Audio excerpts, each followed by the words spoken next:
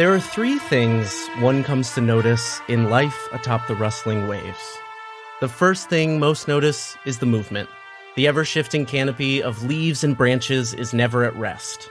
Even a ship at anchor will find itself swaying side to side, moving with the rise and fall of branches beneath its hull. The second thing is the sound. Leaf on leaf, branch on branch, the rattle and buzz of uncountable insects, the calls of birds, pinwolves, and great leviathans, the tree shanties sung and the whispers shouted, where there is life, there is noise, and the rustling waves are nothing if not full of life. The third thing, and perhaps what should have been first, is the danger. It's not that everything wants to kill you, it's that enough of it does that it makes no difference. This is a world where nature won, where civilization is but a gasp beneath the suffocation of a verdant growth that cares not for what gets in its way. This is the Wildsea.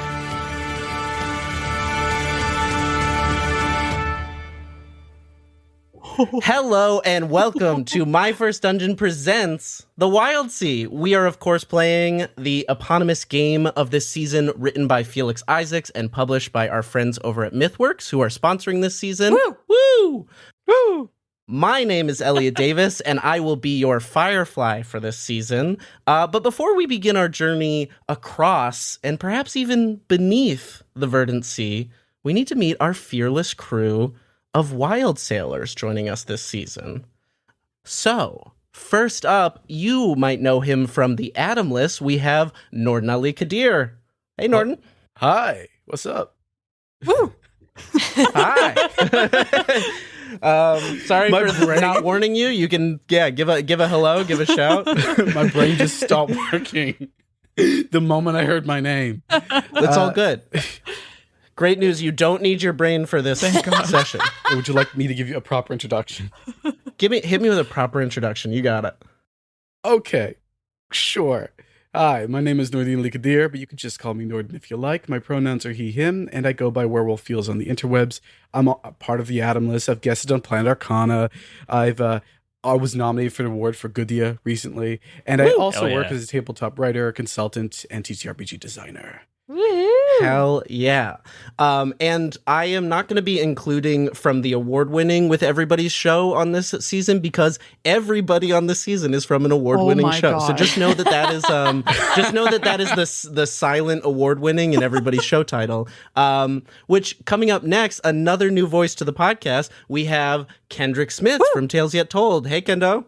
Hello. Hi, my name is Kendrick or Kendo, whichever you prefer. I use they, he pronouns, and I'm from Tales Yet Told. Incredible. Up next is a hometown favorite. You know her, you love her. We have Abby Hepworth. Hello. You know me. If you're listening to this show, you know her. You know me. You do know her. Now we have a returning voice to the show. You might know them as one of the co-DMs of Planet Arcana, friend of the pod, Jay Stroutman. Who, me? Who, you? Hello. Yes, Couldn't It's be. Jay. I'm back again. We always love to have you. Thank you. My name is Jay. I use they, them pronouns. You can pretty much find me after looking at Planet Arcana everywhere on the internet. The aforementioned Planet Arcana, also award-winning. It's cool to be in this award-winning company. What's up?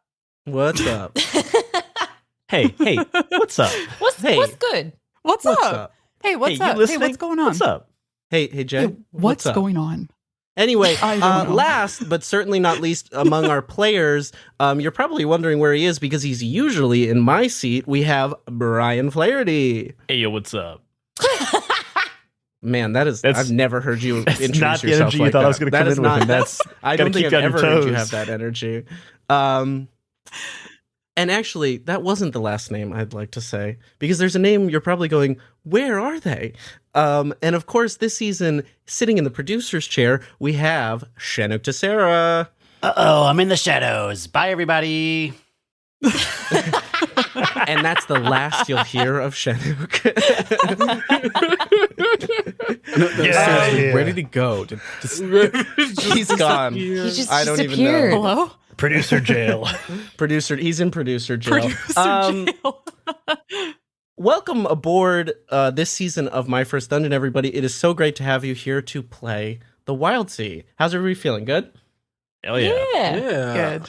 Woo! Feeling hot to trot. hot Seaworthy. to trot. Seaworthy. Leave worthy, maybe. I'm feeling buoyant. Ready to batten those hatches, unfurl those sails. Yeah. Scrub the Ooh. poop deck, all that good I stuff. more describe myself like a boat rather than a sailor, which maybe I want to take that back. So we're having a good time. There are one of the things that anybody who picks up the Wildsea will notice is that there's a lot of different mechanics to have a good time with in this game. And so in order to help us and the listener learn those mechanics, we're going to split them up over the course of this session 0. The first of which I want to talk about is tracks. So tracks are the way that we keep track of progress in a number of ways throughout our playthrough of the Wildsea. We represent tracks with circles connected with lines that you check off as things happen. And I figured the best way for us to get a feel for tracks and how they play in a session is to have a little session 0 track So cute. that I will be checking off as we go through the steps of session 0. And assuming you all do everything we're supposed to do, there'll be a little surprise at the end when it gets filled in. A little fun thing we're going to do. I love Treats. A treat. I want a treat. And so this, in terms of the gameplay, would be what is called a hidden track, because you guys will know how long the track is. You'll see when I fill it up, but you don't yet know what it is for. So this is a 6-spot track. You will see me fill it up on our campaign tracker if you look throughout play, but you won't know what it is until it's full. So this is a hidden track. There are also public tracks that you guys will see and know exactly what they're leading to throughout play, and secret tracks, which you won't even know how long they are or that they're being filled until they come into play. Whoa. Fun. So look at that. We're already Cool. learning mechanics. Amazing. Scandal. So for our listener, just a quick overview of this season. We are playing the Wildsea. We're going to be going on a 6-session adventure into the Wildsea. And also we're going to be using a little bit of fun stuff from the Storm and Root expansion, which is new from our friends over at MythWorks. So be sure to check that out digitally and keep an eye out for the print, which will probably become available over the course of this season. Kind of fun. Kind of. It's almost like we planned it that way. It's almost like we planned it that way. So real quick, I want to go over for you all, before I start turning it over to your lovely voices, I want to just go over the most basic version of the dice mechanic of this game. And then as we go through the different character creation and shipbuilding, I'll call out the ways that that dice mechanic changes throughout play. So at its core, this is a dice pool building game of 6-sided dice. You will build up your dice pool from 1 to 6 dice, depending on a number of different things throughout play, whether you're bringing in certain attributes of your character or certain abilities of your ship and things like that. When you roll, you look at the highest result. If it is a 6, that is a triumph. If it's a 5 or 4, it is a conflict, so it's success with a drawback. And then a 3, a 2, or a 1 is a disaster. And so things go horribly wrong. So the interesting thing with this mechanic is that sixes are the only good, just good. So you want 6s, and then everything else adds some fun twists. Speaking of twists, if you roll doubles... you get a twist, which is a mechanical way that everybody else at the table gets to add to the narrative result of what you're trying to do. So at its core, this is the dice mechanic that plays throughout this game in a number of different ways, and we'll get into a little bit more of when and why you would build that dice pool throughout play. Sound good?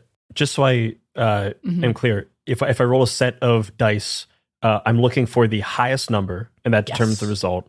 And then if there are doubles, that also does a thing. Correct. Cool. And those doubles can be of any single number possible. So if I have 2 2s, but a 6, I get the best result plus a twist. Absolutely. So yeah, the twist does not change the Cool. level of success. It just is a narrative add-on that everybody but the player who rolled it gets to contribute to. Oh, yeah. Love it. That's Best so of cool. both worlds. Yeah, very exciting. So that's the basics, but we'll get into a little bit more of how those go. Real quick, though, I want to do a safety check-in because we care a lot about safety here at My First Dungeon. Some of us have played together before, some of us haven't, so it's important to talk through all that stuff. So the first big thing I want to talk through is lines and veils. So we have a lines and veils tracker on the campaign tracker that you're all shared on. So you can see some of the baselines there that are already set as lines and veils. But I do want to open it up to the floor on if anybody wants to add anything to either of those categories. I added fingernail and toenail gore to our list. Yes, I do. That is a known Jay Stroutman line. Thank you. The fact that that's branded. Yeah. Can I recommend that? I don't know. Mind control's a fun one. Yeah. I'm thinking though that like maybe it's a call and response sort of thing that, you know, here's what the thing wanted to do. You interpret that how you may. Sure. Oh, sure. I was going to say that was a vague trait of a character I was considering, but yes, was thinking of it as a kind of a less of mind control and more of like when you meet a person who's just so persuasive and like a cult leader, perhaps. You know, Ooh. Is that a outright preview of your character concept? Abby? forcing you to do something outside your will, but you're just like, damn, they have some good points. So in general, it's sounding like mind control is like a veil-ish, where we want to make sure that we have confirmation and interpretation by whoever is being mind controlled. That makes sense? Yeah. Nice. I like that. Norton, was that what you were getting at? Yeah, I like it. And also, this is a fluid conversation, and between session 0 and session 1, if you want to go into this document and adjust where things currently are as veils versus lines, that's totally fine. And also, you can message me a line or veil if you'd like it to stay anonymous, and I can fill it in at any point. Cool. Cool. All right. Going once, going twice for ads before we get into character creation and all that. Sounds good. Cool Bitch, can beans. do it. All right. The other aspect of safety I want to talk about is that the X card is always a resource and available to everybody because we will be recording digitally. If at any point you feel uncomfortable, drop an X in the chat and I will stop play, or Shenuk will let me know and we'll stop play and talk about it, make sure everybody feels good and make any adjustments necessary. Cool. Cool. And finally, kind of inspired by a conversation we recently had on Talk of the Table, I wanted to throw out a hell yes for safety tools and give people the opportunity to say what they really, really want to see in terms of content. Ooh. Ooh. Like, are you saying like a specific, like I want to run into a squirrel, or It like can be specific or vague. It's kind of up to you. Sorry. No. We've got to explore that a little bit more. No, Abby wants to see a squirrel. I've got that. That's noted. Abby just wants to see not a fantasy Wildsea, just classic Regular squirrel. squirrel classic. they're the Squirrel only Mark creature one. that has survived? Yeah. No, I just meant like, is it, like it's like I specifically want to interact in a trade capacity, or is it like I'm looking forward to mystery? Literally, as big or small in the same way that like a line or veil can be as big or small as you want.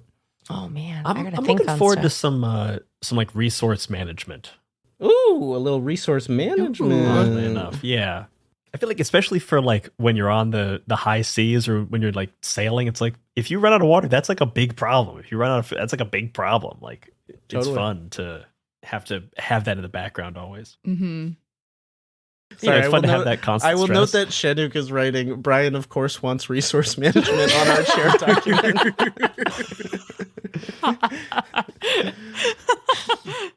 Shenuk, that's the last time I blow up your spot on what you write in the doc, I promise. I wouldn't count on it. For the listeners, you're going to hear me rib Elliot a lot this season going, excuse me, point of order. I am traumatized from our Orbital Blues one shot. Excuse me, point of order. On page 192, it says I can get advantage. What's great is that it just means that there's somebody who will know the rules better than me, and that, honestly, I'm fine with. Any other hell yeahs? Kendo, Norden, Jay? Yeah, I thought about this a lot, and I struggled because the entire game is content that I am excited about. Like, I really had a hard time narrowing it down, but I think the one thing that I'm really excited about is Leviathans, because I am pretty excited by the Subnautica-esque aspects of the expansion. So that's cool. And this is a more vague one and less like player-driven one, but I'm planning to give the GM so many knives, and I just would like them to be used against me. You want to be stabbed? I want to be stabbed a lot. Can we do that? Copy that. You know what? I'll give everybody a knife. Just have at her. Everyone gets a knife. Okay. Yeah. Norden, what did you have before? Yes, I'm thinking Echoes of the Past, because there's a lot of ghost stuff going on here. And I'd like to see some ghosty things and some past visions. Yeah. Nice. Ooh. I love Like ghosts. some pre-V stuff. You are speaking my language. Yeah. Kendo, you look deep in thought. Just thinking. I'm trying to think of not just my usual go-tos of things, because, you need to branch out a little bit. I can't just... Hey, I'm of the opinion that once I go to a restaurant and find the best thing on the menu, there's no reason to look anywhere else. I know what the best thing on the menu I know what I want. is. This is the thing I want. This is my comfort thing. I love going to a place and they're like the usual, and I say yes, and it's the entire interaction. No, I can't. That's my dream. That happened to me once years and years and years ago at a fast food place that I went to before work every single time, and I pulled up to the drive-thru and they just asked me my order. That made me never go there again. No, I live for that. You can't even see me in the drive-thru. How did you know? How do you know? They know your license plate number. There was a sandwich shop near where I first lived where at a certain point we would just order chicken sandwiches. We'd go and we'd just order chicken sandwiches. There was a certain point where we walked in, the guy held up 3 fingers, I held up 3 fingers and nodded, and that was the entire interaction. Oh, what a And dream. I gotta tell you, it was beautiful. See, no, I can't be known on that level. I wish to be seen. Perceive me, world, perceive Same. me.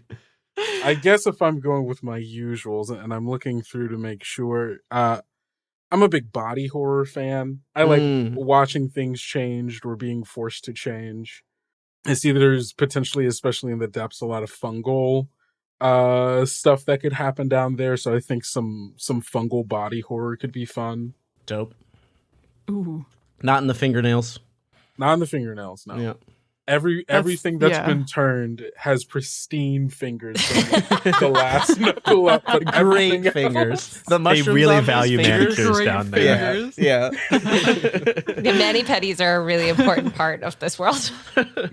Absolutely.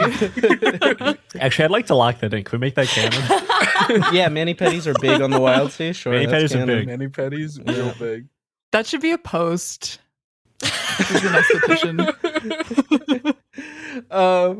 I want to turn it back to Abby because Abby only got squirrels out on this list, and I wanted to see if you had anything else. No, she wasted it. You blew your hell. Yeah, you're getting a squirrel. Congratulations. Love squirrels. Or just the one. It doesn't even need to be A more than squirrel. one. Yeah, let's be very clear. You said squirrel. Squirrel. Singular. Love it. The single squirrel survivor. Single squirrel. I want one ancient squirrel survivor. Man, I can't Who's wait for the vicious squirrel as scene. You it has to happen now. Yeah. That's like the problem. Oh, it was just an example of a thing you might find. The squirrel's gonna fuck us up. It's going to be the big bad. Calling it now. Squirrel's gonna be a fan favorite. Oh, man. I can't wait no. to give an evil monologue with a voice like this. Why do they have to be evil? Oh, because he's ancient. He's Yeah. all-knowing. Is this just how we bring back If you things? know things, you become evil in this And knowing world? things What makes do you you evil. learn that makes you become evil? As soon as Same you as learn, real you're like, life. there's only... Yeah, Yeah, knowledge is yeah. evil. Mhm. You That's heard what I it here. learned in the library on the Wildsea. The Knowledge is evil. librarian is the most evil of all the characters. This lore I miss slaps. ignorance. Abby, I know you got a hell yeah in you. Oh man, you know I love a mystery. Anything I can finagle. Oh yeah, you like to finagle. Good I love call. a puzzle. I love a mystery. It doesn't matter how small. I love a finagle. Could that mystery be? What's What? that animal over there? Hey, what's Could that the mystery squirrel be? doing? What the fuck is that? A squirrel? Is that just a squirrel? Is that just a squirrel? Is that just one squirrel? How bushy is the tail? So bushy. Super bushy. Great. So we've got our lines of veils, we've got our X card, we've got our hell yes.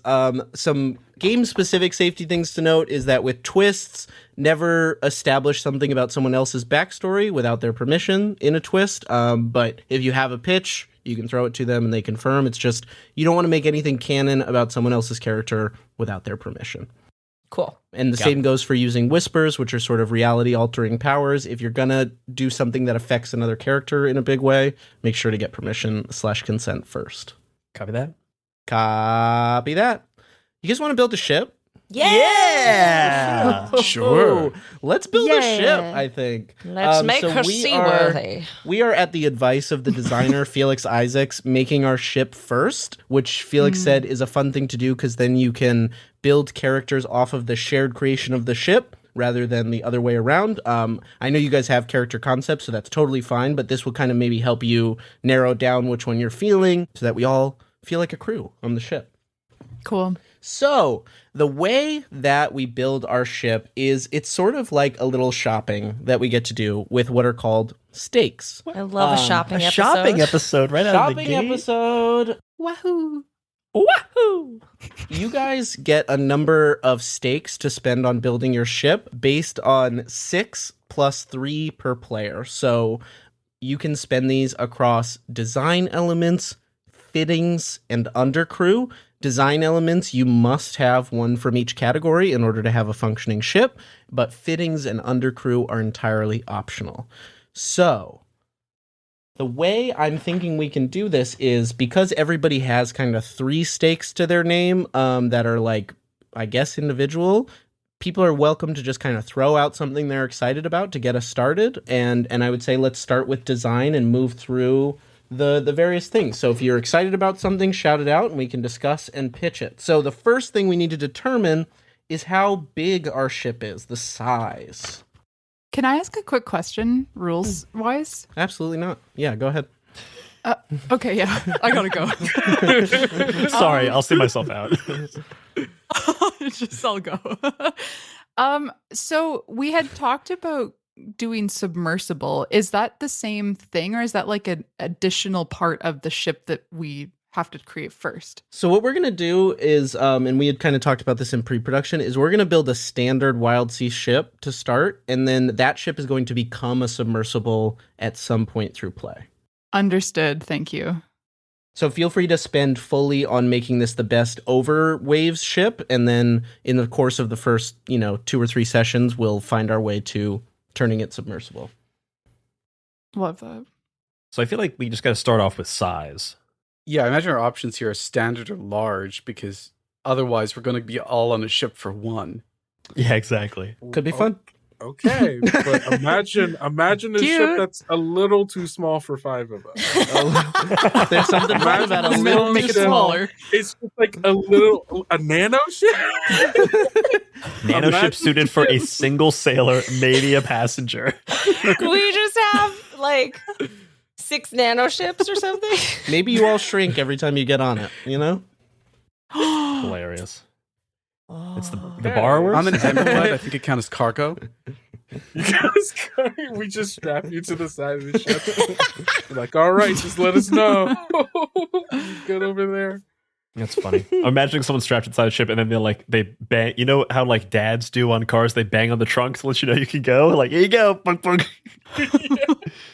All right, get on out of here. I think maybe we do a standard ship. It says that's the size of most ships on the. I like that. I like this And we don't get the sentence. stealth penalty. The majority Yeah. of ships out on the Wildsea are of standard size, hence the name. It's good. Amazing.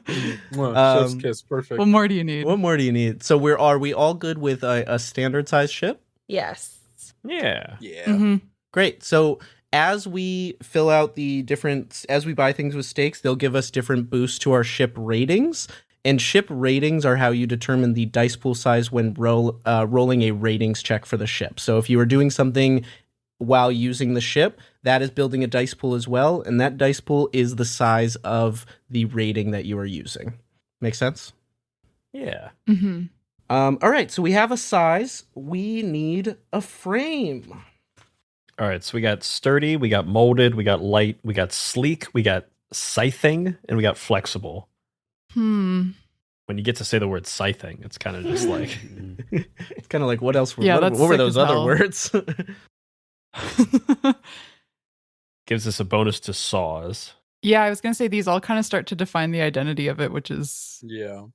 Right. scary. Yeah, make sure to note the stat that is, or the rating that's getting boosted, because that'll be kind of what the ship is good at. I'm kind of excited about scything. It's so aggressive. Yeah. Yeah. Often wedge or blade shaped scything frames are constructed specifically to cut as efficiently as possible through the waves. Okay. So this is a kind of ship that's made to move through the Wildsea, just going straight ahead, probably faster than some, because we can just cut down. Maybe a ship for like exploration if it's going towards like newer destinations where paths haven't quite been cut down yet. That was my thought. Yeah, it's like we're gonna get through whatever it is. We might not be the fastest, but we're not gonna get stopped by anything. Love that. All for scything? Aye, Aye, aye. Oh, the first of many. The first many of aye many. ayes.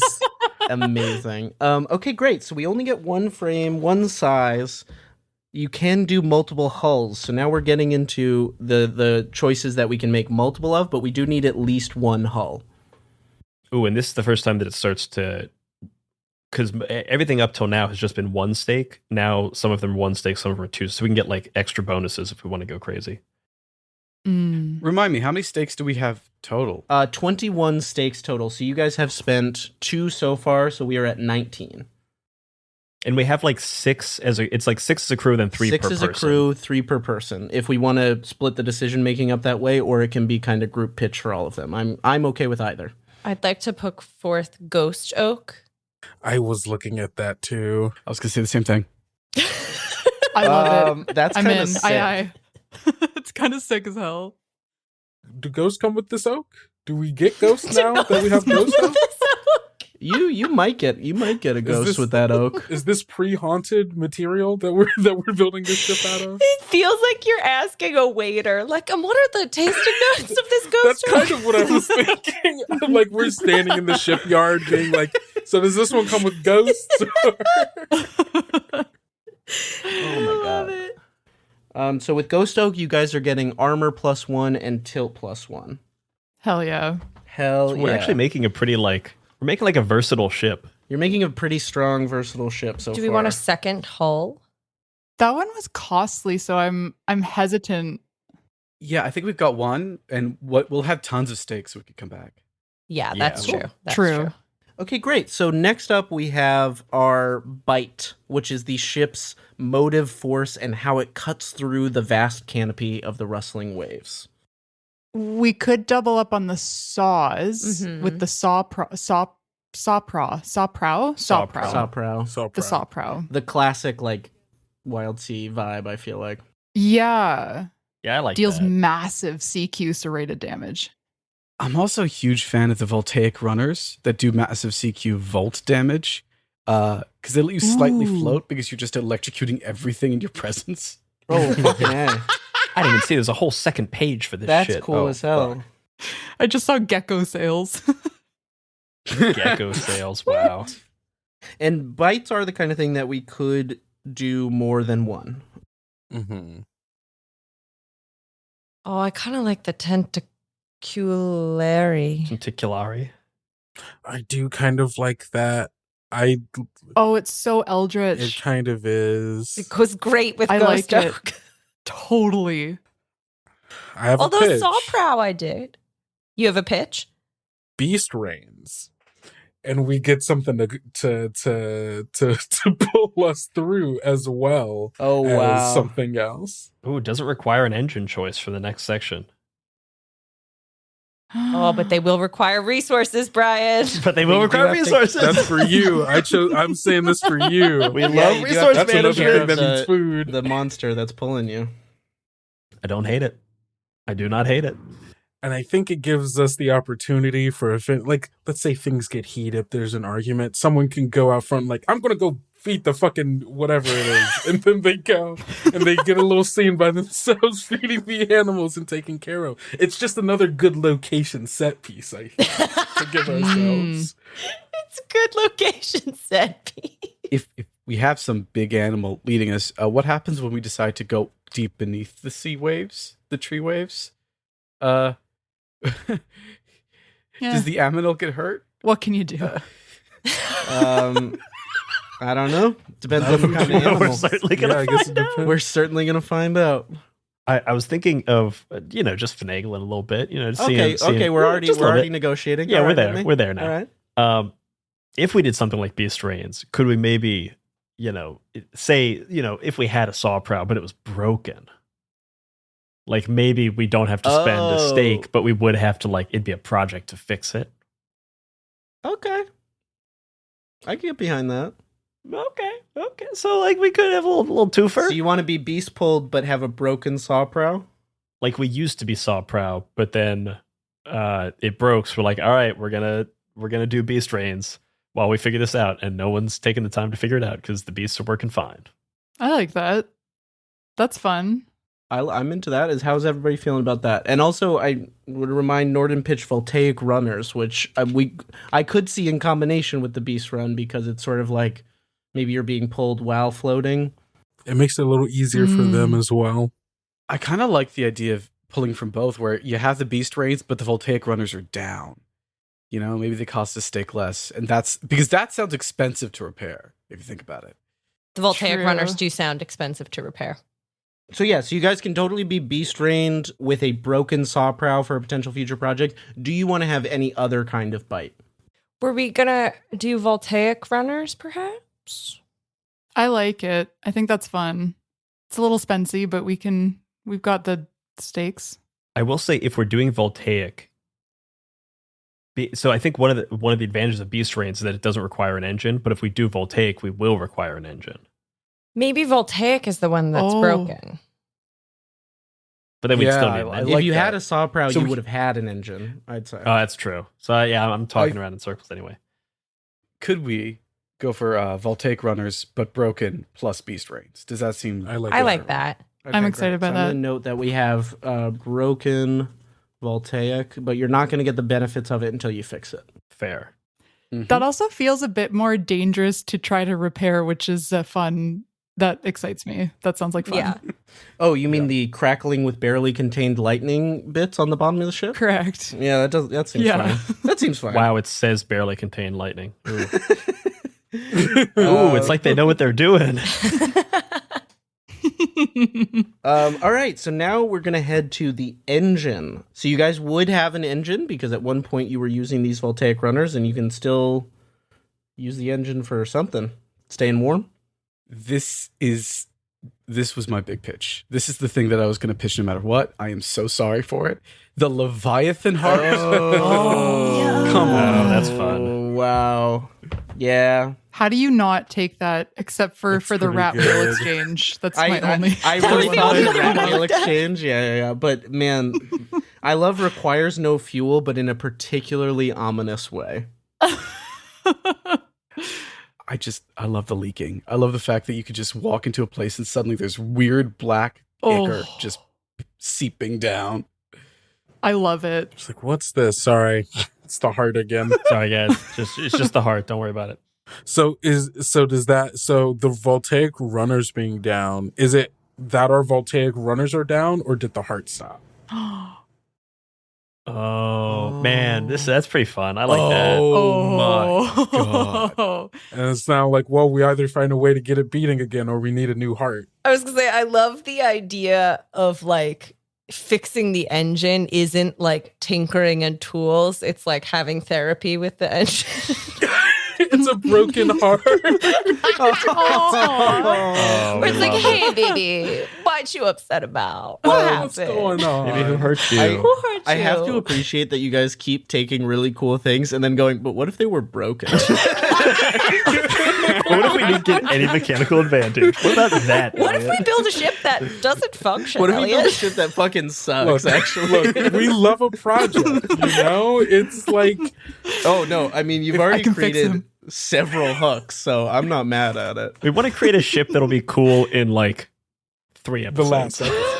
Yeah, in the last episode. Yeah, exactly. About 7 episodes. Yeah, we want to earn it. We want to earn the ship. Okay, so Leviathan Heart engine, but it's hurting. Yeah. But it's broken. But it's So will you broken. let us pay You can just one decide what stake that for means. it? What I'm gonna do is I'm gonna say that the heart being broken means we're starting with damage to tilt and speed, which is what that heart gives you. That sound fair? Mm, Okay. Sure. yeah. I love it. Also, like, does one purchase this? We could talk about where you guys got this. What's funnier to not address it at all? What's that Or- leaky black ichor? Oh, it's just the heart. The It's the what? Leviathan Don't worry heart. about it. Don't worry Just about the it. heart. Worry. Do not worry about it. It's a really long story. Let's put a pin in how you got the heart, and maybe we'll talk about it when we get into the crew and stuff. Okay. Love it. Mhm. Okay, so we've got an engine. Oh, so now we're in fittings and undercrew. We are now in optional territory. So we have spent, real quick, we spent 9 of our 21 stakes. But some things are broken. I'm going to say you're still spending them because they're there. Fair. That's fair. You can't knock the So hustle. fair. So you've got 12 to spend on additional bites, but we can also get into the fittings, which we've got the motifs, which are like fun themey things for your ship. And then rooms and weapons. Rooms and weapons, additions, bounteous Undercrew. additions, armaments, undercrew. There's a lot of fun stuff in this optional section. Does anybody have something they want to throw out from the optionals? I think a big question is, do we want an undercrew? That's kind of a big optional question. Oh my God, the packs. We could have a pack of squirrels. A pack of squirrels. Guys, I'm not kidding. There are squirrel flingers. Tiny but ferocious, a pack of squirrels armed with miniature slings. They fight at range to defend the ship, gaining focus every now and then to deal long-range blunt, keen, or spike damage. Oh my God, I had no idea. Oh, is that a squirrel? Is it better to not include them in our undercrew so that we keep the mystery of when the squirrel's going to show up alive? That is Well, entirely up to you. I think we want to wait on squirrels. I think we want to earn the squirrels. We want to earn this. Earn the We squirrel. want to we earn have the to squirrels. earn the squirrel. You know that old trope? When a show earns the squirrel. Yeah. It's kill your darling, save the cat, earn the squirrel. Yeah, I like that. I'm just looking at the free things. An anchor system, that's free. Yeah, you do get an anchor system for free. If you want we don't it. have to. Oh, when you say it with that kind of tone, take it away. This is the kind. This is like we're like a shark. We have to keep moving. I like the idea that your beast is also your anchor. Like whatever it is, whenever it gets sleepy, it just Yeah, anchors you. it sits down. We had anchors, but they're broken now, so we just use the beast for I it. have to weigh it down. I like so many of these. It's so hard to. Well, also a lot of the motifs are so identity based that I'm like, when I think of throwing out one, I'm like sad to lose some of the other ones. Mm-hmm. It's also how I feel about the undercrew because I want to see what we choose as posts before picking a post for the undercrew. Right. And some of these common rooms are like that too, because if we got like a cook, a char, we probably want, a galley. Mhm. But if we don't have a char, maybe we don't Yeah. need a galley. Or if you have a galley, True. you need a char. True. True. Mm. I was gonna say I like the the packs because I feel like it adds like crew and flavor without necessarily stepping on the toes of anything that we want to do. Cool. What pack would you want? I'm so glad you asked, Brian. Whirling bats. Whirling bats. They lend an Ooh, appropriately gothic. gothic look to your ship from a distance, but are unexpectedly friendly. You just want friends. You just want spooky Maybe. friends. Damn. They came with the ghost oak. Do you want? Are we? Y'all got to start spending these stakes. So we got to make some decisions. Yeah. I'm yes on bats. Yes on bats. I like bats. I was going to propose for Bounteous Editions doing a lightning rod, only because I feel like it might make sense with our engine. That's cool. That's That's cool. cool. Love that. No notes. And in a real Yeah. pinch, we could string a sail from it.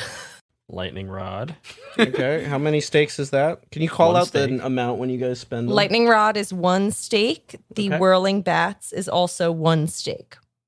Amazing. Ooh, how do you guys feel about a tethered kite sail? A glider tethered to the deck with a long rope, allowing aerial exploration on windy days. Ooh. I like love it. that. How many stakes? 1 stake. 1 stake for kite sail. Tethered kite sail. Tethered kite sail. Amazing. I would like to spend 1 stake on an underthrush platform.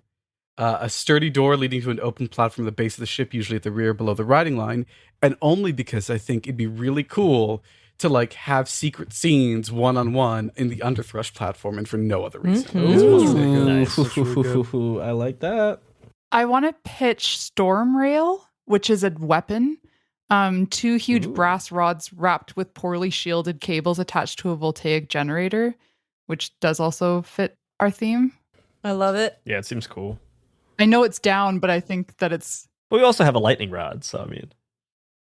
Well, yeah. That one's 2 stakes if you guys are down. What is it? Storm Rail.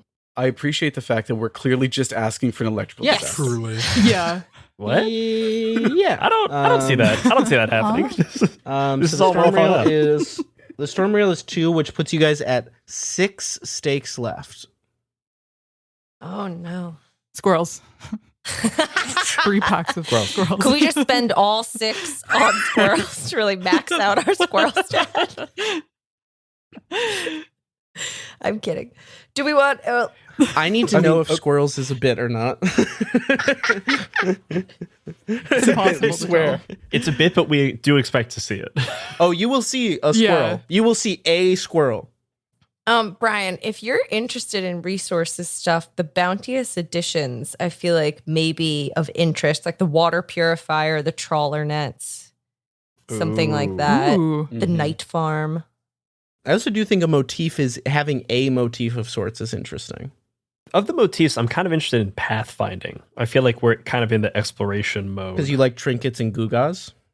I do like trinkets and gewgaws. Yeah. Gewgaws. That's I've in, never heard of official gewgaws. the official list for the pathfinding is trinkets and gewgaws. I'm more of a who's it's and what's it's galore kind of guy. Yeah, you can have those too.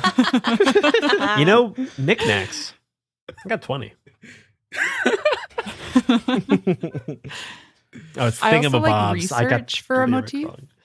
Yeah, I you love guys had researching talked things about too. truth seekers as potential motivation in our True. pre-production meeting. We could afford 2 motifs. You can only have one. Well, I What mean, can with you that do? attitude. It's in the text. Don't talk to me. Talk to Felix. God damn. Felix. What if I want to be 2 things? You can be 2 things. If you guys want to spend the stakes, I'm fine with it. Well, what are the 2 that we were interested in? pathfinding and research. I feel like it's like 2 sides of the same corn. Corn? 2 sides of the same corn. 2 sides of the same corn? You know that phrase. 2 sides of what? The husk and the kernel. Corn is a cylinder. It has one side, right? My favorite part of this is that I looked up and I saw Abby knew what happened and was hoping beyond hope that it would pass by unnoticed. But also there was a death in her eyes that she's like, I know this won't go past. Do you know what it was? I recognized I effed up and then for a brief moment just forgot the word coin altogether and was like, but what's the right word? I thought that was just a thing that you said and I really liked it. I was like, I gotta start saying that. Yeah, honestly, Start saying that. down. So 6 stakes to spend. are we committing to a motif? Yeah. I think research is a little good because it's closer. really broad. Oh, okay. Then yeah, let's do that one. then. I was gonna say okay, we're gonna have to have a show. Hilarious. Is it research or pathfinding? Because I like research. All right, all for research? What are we researching? Yeah, there's the question, Kendo. What are we researching? Because we could be researching anything. You could research paths. You can research paths. You can Don't research do that. the history. Don't do that, of Tess paths. Elliott. You can research. We could be What there's if so we many were things to be researching- researching. How to cure a Leviathan broken heart. Yeah. Yeah, I was going to say, like, the psychologists, Leviathan we're heart, I therapists. think about why you have a Leviathan heart, and is it because you are researchers, or is the Leviathan heart giving you some kind of eldritch ethereal guidance of sorts?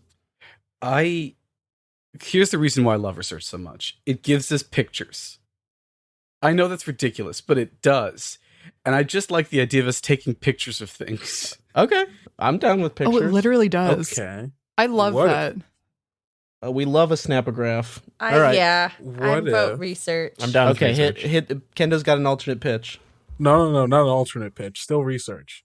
What if the thing we're going on the broken heart thing, this Leviathan heart we have, what if this ship is our research? This is our research project, and it's failing because the heart it doesn't work the way it's supposed to be. Ooh. I like that. Ooh.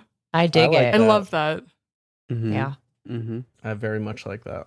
Yeah, I'm down with that. Can I add to this pitch that we add a cargo bay extension for one stake, which gives us a larger space with cargo webbing, wall racks, and reinforced sections for more dangerous items, which I feel like fits in research, but also is a great place to store our pictures. Yeah. Mm. Yeah. How many pictures are you guys taking? So many. I So love many. the idea that you guys all like taking pictures. So cargo bay, are we spending that stake? Yeah. Yeah, I'm down with that. I I'm think down. So 3 So what does it stakes be? left. 3. Can I pitch tap room? Because I think that's another good Nice. location. That's just Yeah. another Do you know where my good brain location went? for scene. I was like, oh, a room for tap dancing? That's an interesting thing for them to include. Hey, it could be. You know, sometimes you get a few drinks in here and you're like, you know what? All I got to do is dance. I gotta dance. I got to dance right now. Multi-use. Multi-use tap room. Okay, now you have 4 stakes left. Pitch. I 100% agree with Gally. My pitch is observation platform, considering that we like to take pictures, Yes. Go for it. which is 1 stake. My pitch was going to be I want to get like a undercrew, but I'm kind of more in the realm of like, let's get an officer rather than like a gang. Like I kind of want to have like one little guy who's like killing it. Like a guy. Like a fucking guy. Like a fucking guy. Like a fucking little guy. Like a fucking little guy. Oh, fucking then I little think we guy. should get the experienced officer because we don't know how big their track is. So there's gonna be one. There's gonna be Ooh. one guy. Likely on the verge of leaving. Why do we keep choosing things that are just that either don't work or are going to stop working soon? I love it, but it's just we keep running into this. We're building the most. We are a ticking broken clock. crew. You guys are really doing me so many favors. I like the experienced officer who's just over it. Like it's a guy who's like Yeah. in his 60s on the verge of retirement. Is like, listen, it's been my last trip for like 3 trips. It's got to be this one. It's got to be this one. Next You point, can't keep I'm gone.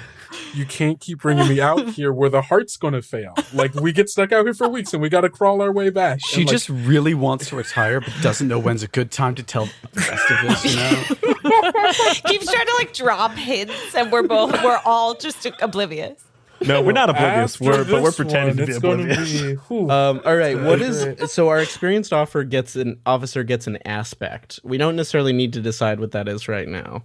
But like, what are they good at? Maybe vaguely, and then do you have name and pronouns for them in mind, or is that something you want me to do? I'd leave that to you. My first thought with aspect was like wayfinding or like navigation. Navigation. Yeah. I can't believe I came up with the word Agreed. wayfinding before navigation. It's very on brand for you. I will say, I want to kind of hold the aspect just in case one of us decides to play a navigator. Copy sure. that. Yeah. Fair. Okay, I'll pick that later and let you guys know. Cool. And how much do we have left? We have one steak left. Okay, here's a thought. Why not firefly lanterns? Because we have no light right now. Yeah. Yeah. Love it. These, that's thinking with your head, because especially if we go diving, light becomes real important. I love that. Super I'm down. with that. Dope. All right. Dope and cool and chill. Firefly lanterns. Great. So that is our ship. We have a standard size ship with scything frame, a ghost oak hull pulled by a beast that we have not yet defined, which you guys are welcome to. We'll get there. Powered by a Leviathan heart that is currently broken, with voltaic runners on the bottom that are currently broken, an anchor system, whirling bats, a lightning rod, a tethered kite sail, an underthrush platform, a research motif, a cargo bay extension, a tap room, an observation platform, and firefly lanterns. Also an experienced officer that hangs out, and a storm rail for blasting. It's a beautiful The ship. bats were so long ago. I totally forgot. You forgot about the spooky bats that are just hovering around the ship? Yeah. They give us no advantage. They give you no advantage other than being kind of spooky. From a distance, but they're friendly up close. They look friendly. Now, can the beast that drags our ship just be a really big bat? One big bat. Mama. Maybe two big bats, but I feel like it'd be hard for them to fly next to Maybe each two. other. Maybe two. Maybe two. Hey, Elliot, up to you.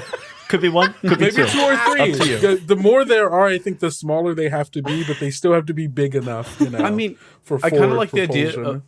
of like a half bat, half dragon sort of thing with no explanation. Okay. Ooh, okay. Like so Okay. this is like a smaller Leviathan. Like this is some weird creature.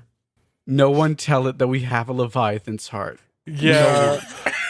It's a secret we have to keep from I the almost beast. there's a world where it is pulling you because it's attached to that heart in some way. Like it's There like is a like it has a relationship with it.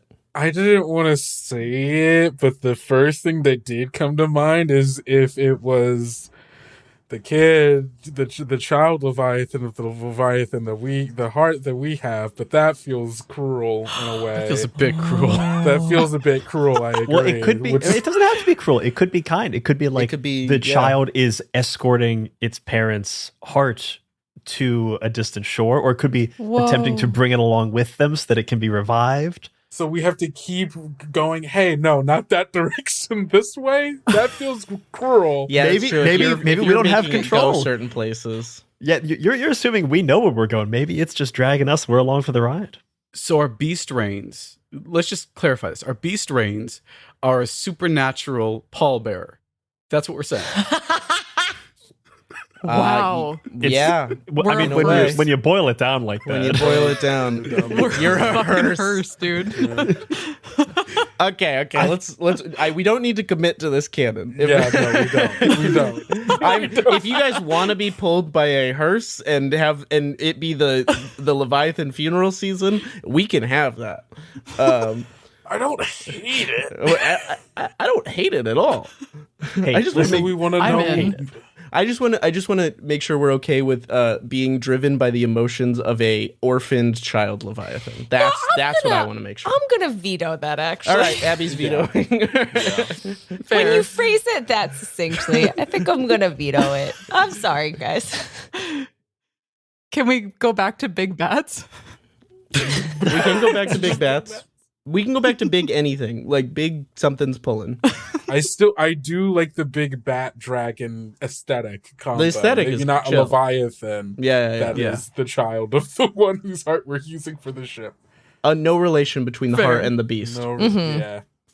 yeah. every time a different Leviathan beast comes up to our Leviathan beast, they're like, no relation. No relation. No relation. No relation. Different heart, different guy. Sorry. Different gnome. Okay, so do we want like a vague bat dragon creature pulling us? I think so. Yeah. Mhm. Cool. This is kind of goth as hell. Yeah, you guys are kind of goth. Does the bat dragon have a name? Clarabelle. Great. Clarabelle. First thought, best thought. when it's done. Okay. There's a lot of nicknames that could come from that too. So We got I like that. Ancient Squirrel just by first thought. I feel like we need to be careful what we say, or it's just going to become canon. It's okay. It was technically second thought because first thought was orphaned Leviathan child pulling us to a funeral.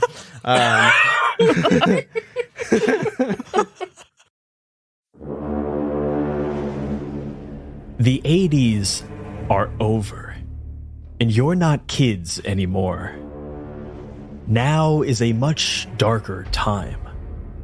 Something happened to you, and you got touched by the weird, and it made you wild, and it made you powerful.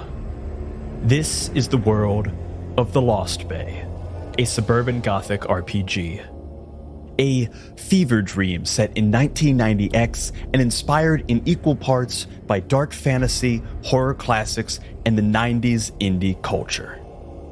After years of development and thanks to the feedback and support of a community of early enthusiasts, The Lost Bay is coming to Kickstarter, featuring a full rulebook and complete setting designed by Eco, kick-ass art by Evangeline Gallagher, killer maps by Strega Wolf Vandenberg, and 6 additional modules by some of the coolest designers in the indie scene. So go right now to thelostbayrpg.com to back this project. That's thelostbayrpg.com.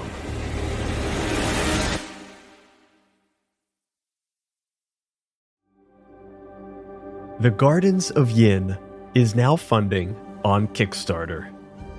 The Gardens of Yin is a randomized depth crawl adventure set in an ever-shifting, extra-dimensional garden.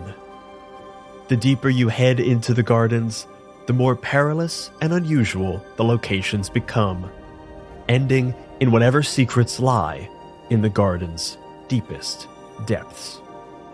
Each route of your expedition is generated as it's explored, resulting in new vistas being unlocked with every visit.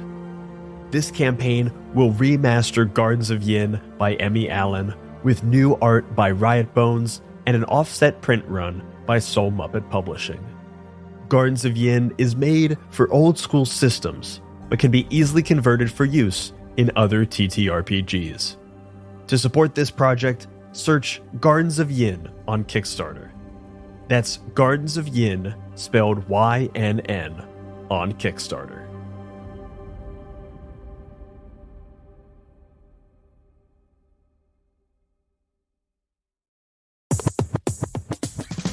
Have you ever had a boring boss battle in a role-playing game? Ever struggled your way to the climax of a dungeon only to spend 3 hours taking turns rolling to hit? Ever wished there was a way to have exciting fights where your tactics matter without getting bogged down in minutia and maths? Of course you have. And the good folks at Rowan Rook and Deckard, creators of Spire, Heart, and many other fine role-playing games, are doing boss battles justice with Hollows. Hollows uses a lock-on combat grid focused around the boss monster instead of the location. So it's always the center of attention, and your position always matters. With rules inspired by Bloodborne and Monster Hunter, and a setting inspired by Silent Hill and Jacob's Ladder, Hollows is a unique new game from award-winning designers Grant Howitt and Christopher Taylor. You can learn more and download the free quick start adventure, The Sins of Grisham Priory, by visiting rrdgames.com/hollows. Do you think pirate captains just say I? Hey, Kendo, get out. All right, thanks everybody. This has been a great season. Thank you for We're having still me. using your name, though. That's a wrap on Kendo. All right. Good season, All right, guys. thanks everybody. Alrighty. So we have our ship pulled by Clarabelle the Bat Dragon, powered by the Broken Leviathan Heart. Now, My favorite system. I'm sorry. I will stop. okay, I like that one. I liked that one. You didn't like the other one? No, that's fine. No, I understand. So You didn't like all of my bits, Elliot? What the hell? I like all the bits. I like all the bits.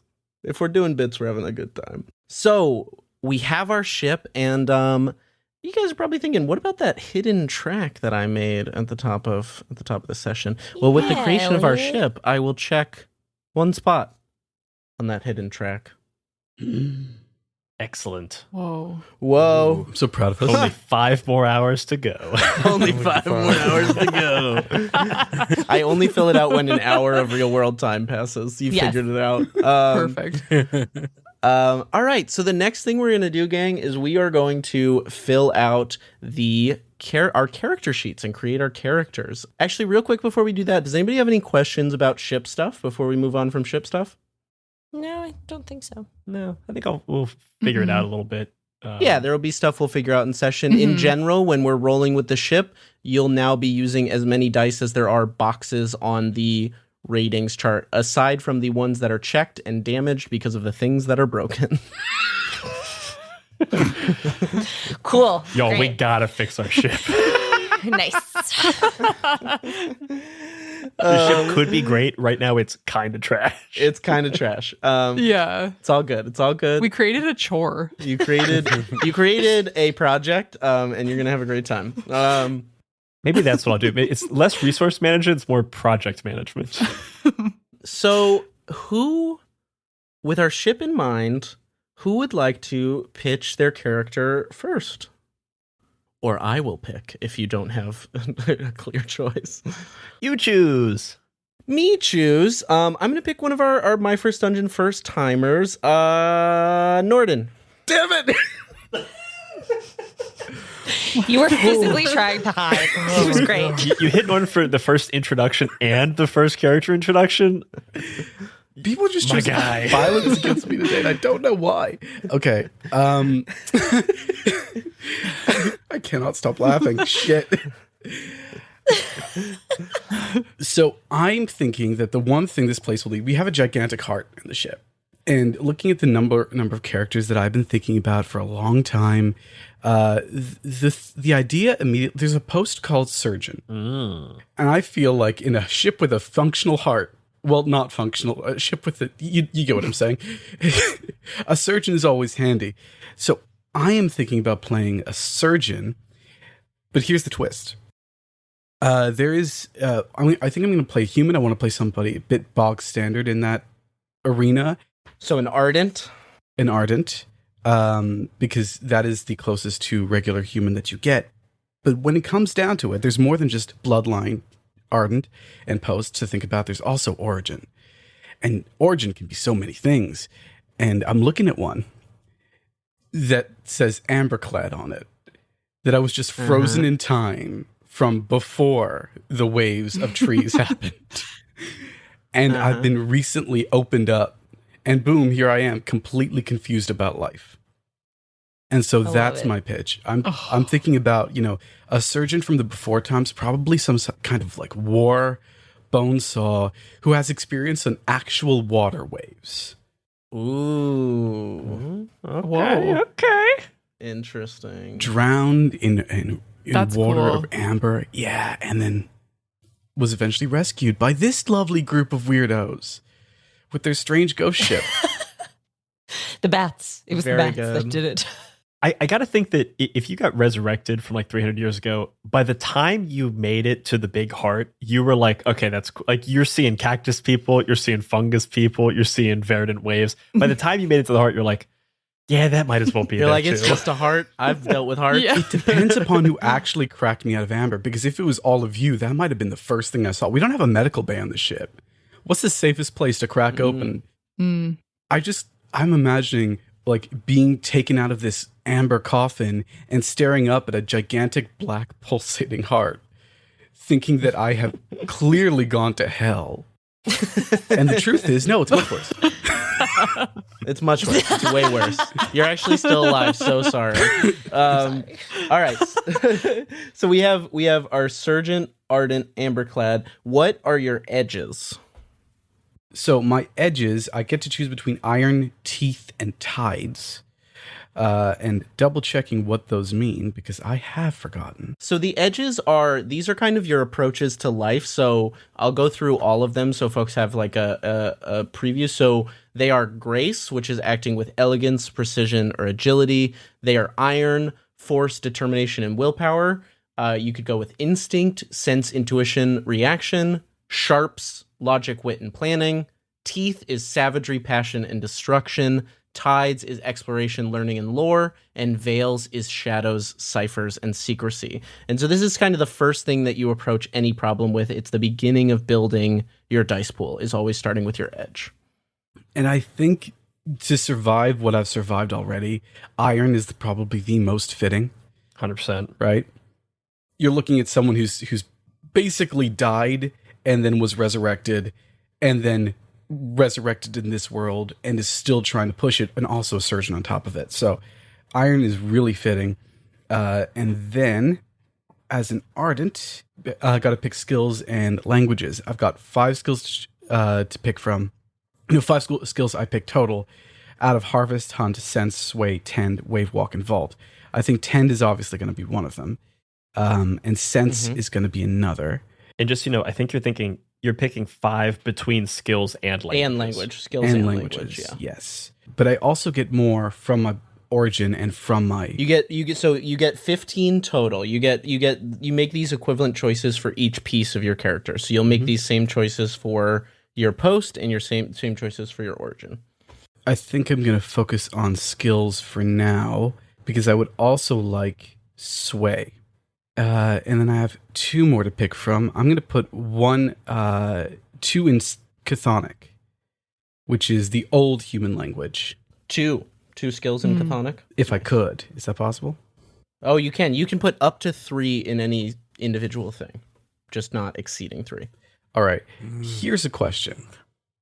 I'm relatively new to this world. Now, as standard, I get 3 in the average, the trade tongue, which is low sour. Would you let me dock 1 from myself and put it somewhere else? I would love that. I don't think I'm fluent in low sour.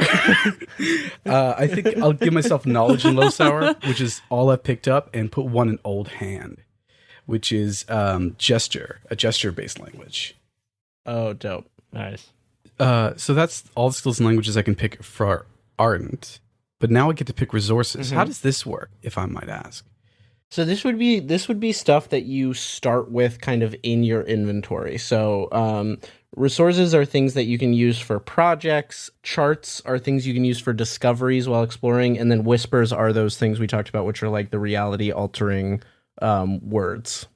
I like the idea of having, because I could get to choose 2. The whisper granted to me a grove of twisted trees, which is badass as hell, and a copper-colored chart. Both of which seem very out of date for me. Now I get to pick a drive, and I would like to solve problems in ardent settlements. Because, I want to help. I'm alive again. I want to help. And lastly, I choose a mire before I get to my aspects. And the aspects are where like the powers happen and extra tracks. Yeah.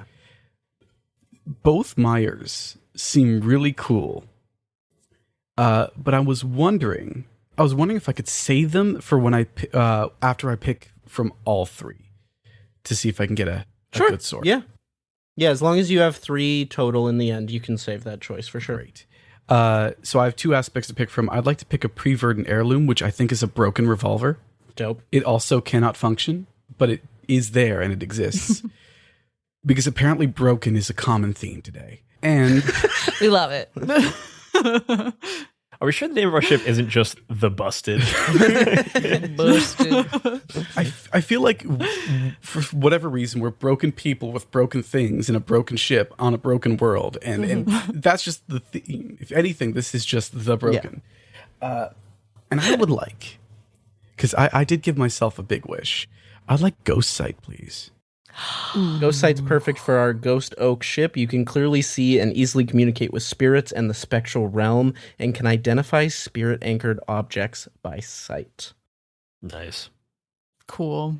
Great. So those are your choices for the Ardent, and you're waiting to choose your Mire. And Mire, for those who don't know, listening at home, and for our folks here, are things that when you experience some kind of horror or something big and odd to behold on the waves, you mark a Mire, and then that is something that guides your roleplay. It's sort of your character succumbing to an uncontrollable impulse, and when you act against it, you mark cut against your roll when the Mire's checked, which is cut is when I have you remove the highest die from your pool, or multiple, depending on how big the cut is, which you all have Felix to thank for telling me that the thing I should do is use cut as much as possible, because he says that it's the thing people don't do enough in running, so... Oh, no. Thank you, Felix. Watch out. Nasty. We're getting nasty. All right, Norden, so next up we have... Amberclad. The Amberclad. So here's what I want for the Amberclad. I want sharps, because I'm good at logic, wit, and planning. I feel like that's perfect. For skills and languages, I like study. I'd like to put another intend. That's taking me up to 2. Right. I'm going to toss another point in Old Hand and 1 point in Hyven. And Hyven is the primary, like, it's a very written language found in old pre-verdant ruins. And that believes I have 1 left. Cool. 1 left. Delve, Outwit, Break, Scavenge. Delve is a study dust, remnants of forgotten ways. Delve seems right to me. Dope. Now, for resources, strong coffee automatically comes to mind. Yeah. You had it on you, a thermos. Yeah. You wish it was even stronger. Still hot. And the longest sleep is the coolest whisper I've ever seen. Fuck yeah. Yeah. For my drive, I'm going to easily pick Discover Remnants of Your Old Life.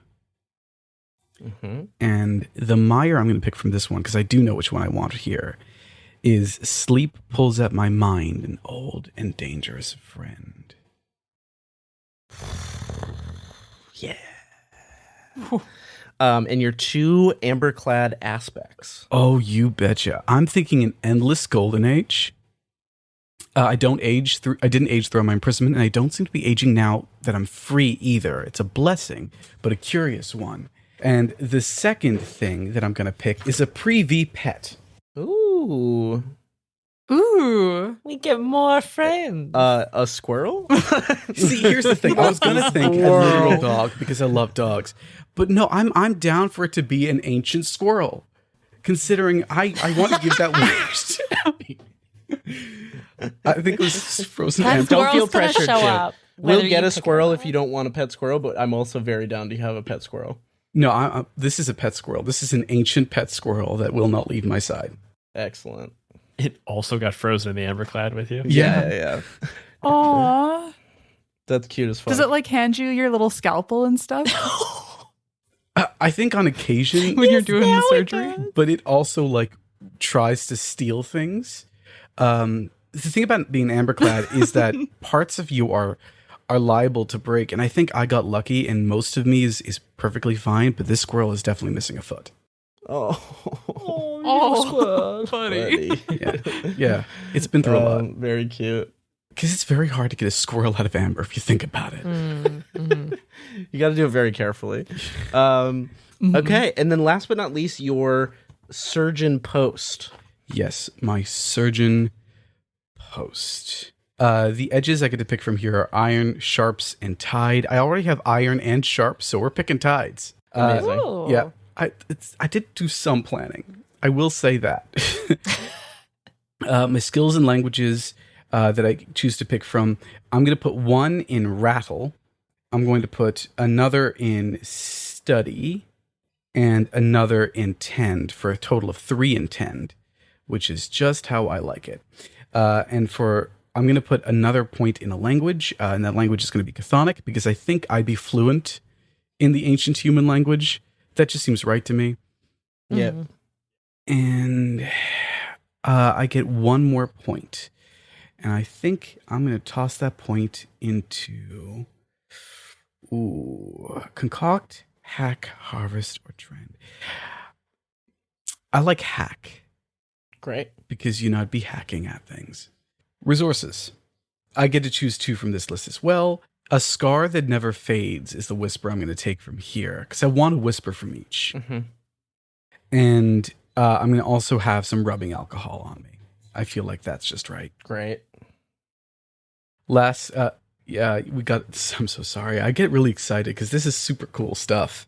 Everything here is about, everything here is just another, it's another flavorful thing that says a lot about who your character is, but also just how the world exists, which is really fun. Oh, 100%. It pulls from both ways, which is really, drive.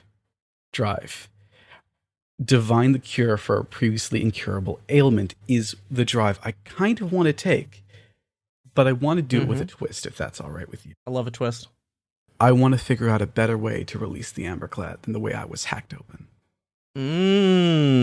Because it was kind of traumatic. Yep. That's the vibe for me. And can I add on to that? Oh, absolutely. Please.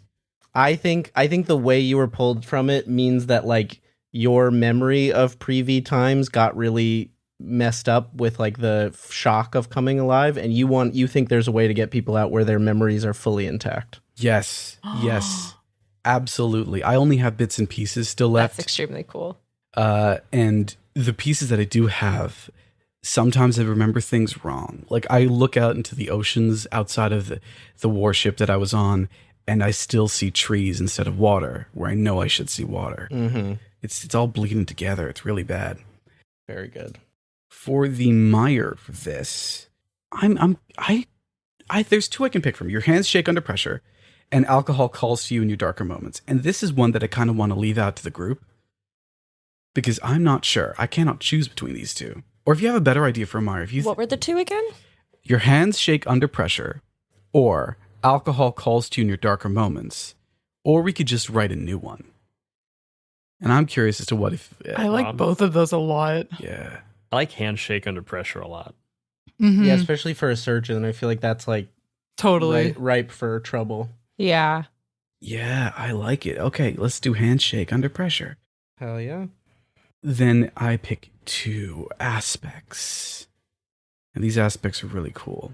The first aspect I want to pick here is ceaseless tending. I can use a task to work on healing up to 3 traits, injuries, or companions at a time.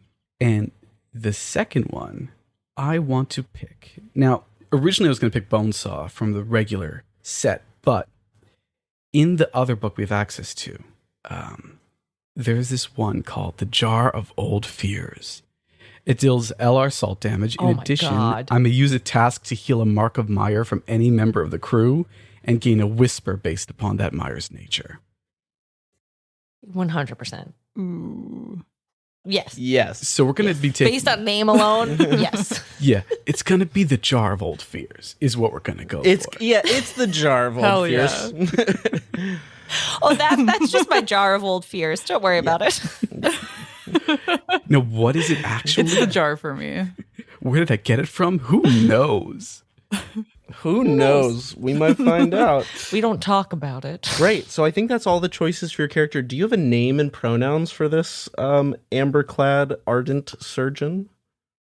Yes, I do. Ezra Carcos, he, they. And how do you spell Carcos? Carcos. And I did forget an important part of that. So sorry. Dr. Ezra Carcos. Oh, yeah, sorry. Oh. That's on me. I should have said that earlier. Doctor. I should have assumed, Dr. Carcass? Dr. Carcos. Jay, don't reveal everything that I planned. Sorry, I got excited. Yeah. I feel like they were lost beneath the waves when they were 35, and they were party to... This is where we don't know much about the previous civilization, right? So it can be anything we want to be. I'm thinking, this is like a Cold War-esque world, except the bombs did go off at some point. And so I was once a surgeon in a submersible, is what like an actual. Hell yeah. Yeah. Oh, And something happened after that where the submersible crashed. I saw the water, oncoming, and it was made of liquid honey. And that's it. Then I wake up underneath a big old black heart, and I'm looking at the rest of y'all. so Incredible. spooky. It's very spooky. Hell yeah. Dr. Ezra Carcass. Carcass? Carcass. Or Carcass. Carcass. Excuse me, it's Dr. Carcass. Ezra Carcass. If you're nasty. If you're nasty, it's Fucking Carcass. nasty. Norton, what was your first drive? I know we've got divine the cure for a previously incurable ailment. Solve problems in art and settlements was the first drive. Okay, great. And also, Then still need to pick a mire for that. And the mire is the voices of my past whisper their disappointment. fuck off. Damn. All right. Yeah. Yeah. Hell yeah. So we have our first character. I think I'm going to check another spot on that hidden track. I think I know how this track gets checked. What? That's crazy. Brian, you're weird. crazy. I'm catching on. Brian, you're kind of crazy. All right. Who would like to go next? I got something. All right, Jay. I'd like to hear a little something. I have 3 somethings, but I want to talk through it a little bit because I have one character that I thought of when we were doing pre-pro for this, and she has stuck with me and I've thought about it so much, and I love this character, and I don't think anything about this character matches anything that we've done for the ship. And so I don't think it's the right choice, but I love her so much. Furthermore, it doesn't have any of the options from the supplement, which I was really excited about. So there's every reason to not pick this character, but hear me out. I love her so much. And then my other option is fine. So what do you think? Man, Well, just tell us about the weird one. Wild. it's so unclear what you want to do. I don't know how I could even advise. The thing is, for this one that I love, is that I saw in the Ridgeback origin a little something about cannibalism. And I really like the idea of playing someone who has escaped this cannibalistic cult and is so in denial about how horrible it was, and is kind of a monster in themselves, but is also just a little sweetie. So that's kind of where I'm approaching that from. Jay, it sounds like to me this is your character. I can't begin to imagine you don't want to play them. I really want to play them. I but think it you just, should do I it. Just, I, We I can. just- We will make whatever you want to play work. Absolutely. okay. Well, my other character is based around a Leviathan and is one of the origin is the anchored, so it has the ghostly elements. It fits so well. It's too on the nose. I think it might fit too well. So, so true. So true. Throw it out. Okay, I'm gonna go with my option number 1. Yay! Which is a really tough choice, and I thank you all for going with me on that journey. Okay, so Bloodline is Ectus, which is the cactus people, but I'd like to pitch a rebrand. Love a rebrand. For this character, I wanted to go a little bit Weeping Willow, specifically like a Weeping Cherry. So it's the long pink flowers that are hanging down, and I think she's massive because she's a tree. But I love this idea of a really sort of delicate looking person, again from a cannibalism cult. Cool. Yeah, I'm down for the rebrand. for the rebrand. Okay, sick. I have all of my decisions made. Should I just rattle them through? Why don't you rattle them through? Okay. So for Ectus, which is my bloodline, the edge I'm going iron.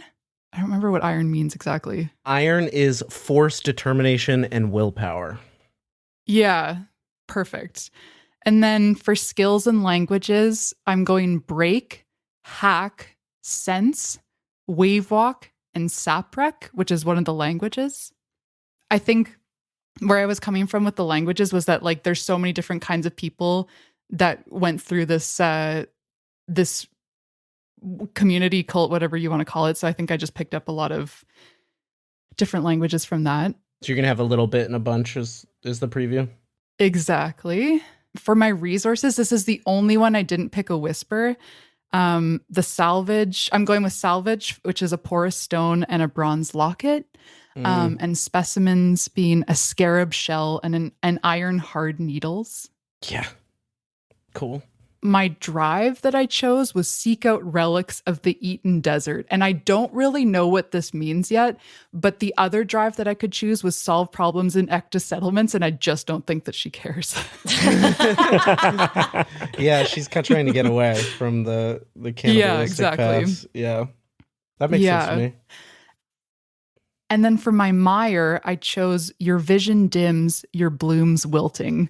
I mostly like the visuals of that. And the one last thing about Ectus that I want to bring up is that in the book, they mentioned that they lack a mouth, so they eat by crushing food in their hands and absorbing the juices, which it just sounds so sinister when you think about where she it's came messed from. up. Yeah.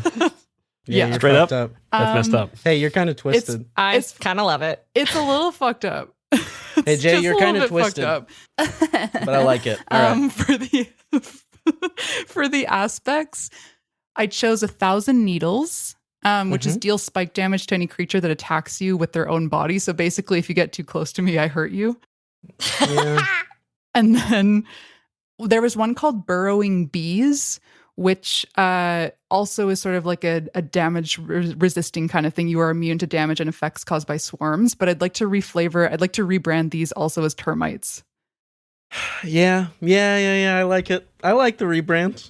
I like that. May I like I? the termites. You may. Okay. So you're Mother, what may are you? I? You're like a tree. I'm a tree.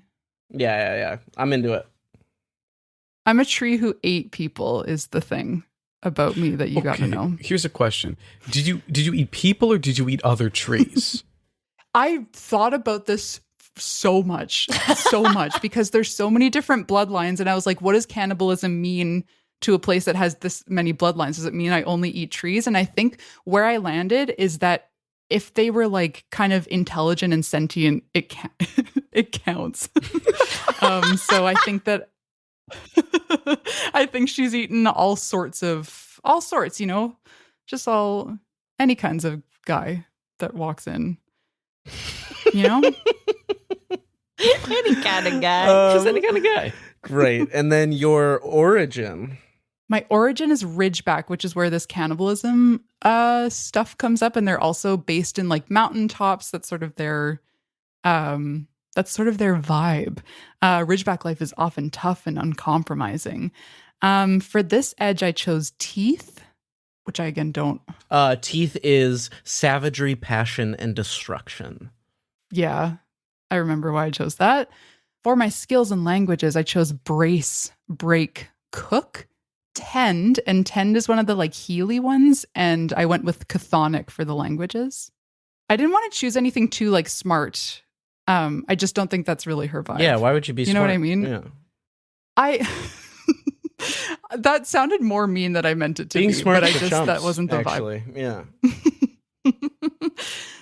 For the resources, my specimens, I chose giant wolf jaw and gorse root. And I don't know what a gorse root is, but I like it. Very nice. The mouthfeel is great. The mouth. And then I did choose a whisper here, which is caves beneath. Well, you get And I'm two pretty from that excited whole to- list. You got to choose between giant wolf jaw and gorse root if you want caves beneath. Ooh. Let's go gorse root. Yeah, the mouth feels real good. The mouthfeel is right. So did you just chew on gorse root when, you're feeling stressed? Yeah. Yeah, Yeah, chew. you know. Yeah, clap my hands together. For my drive, I chose both of them have to do with climbing a mountain, which isn't super conducive to an underwater in quotation marks adventure. Mountains what do we are call it? all What's this kinds called of again? different places. Fair In enough. the drink, I think is what they call it. No, they call it something. In the deep, in the yeah. sink, the depths in the sink, It's the skies, the thrash, the tangle, the sink, and the drown. the sink and the drown. Oh, And then the darkness the under eaves. drown is so good. Okay, well, within the drown or wherever, my drive is to discover and claim an unknown mountaintop, and my mire is that my mind turns to sacrifice in times of trouble. Fucking A.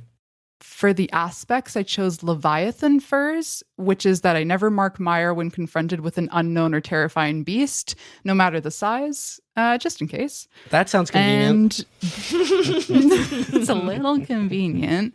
And I went barrel chested because I'm big. Very nice. Hell yeah. And finally, what is the post of this formerly cannibalistic Willow Ridgeback?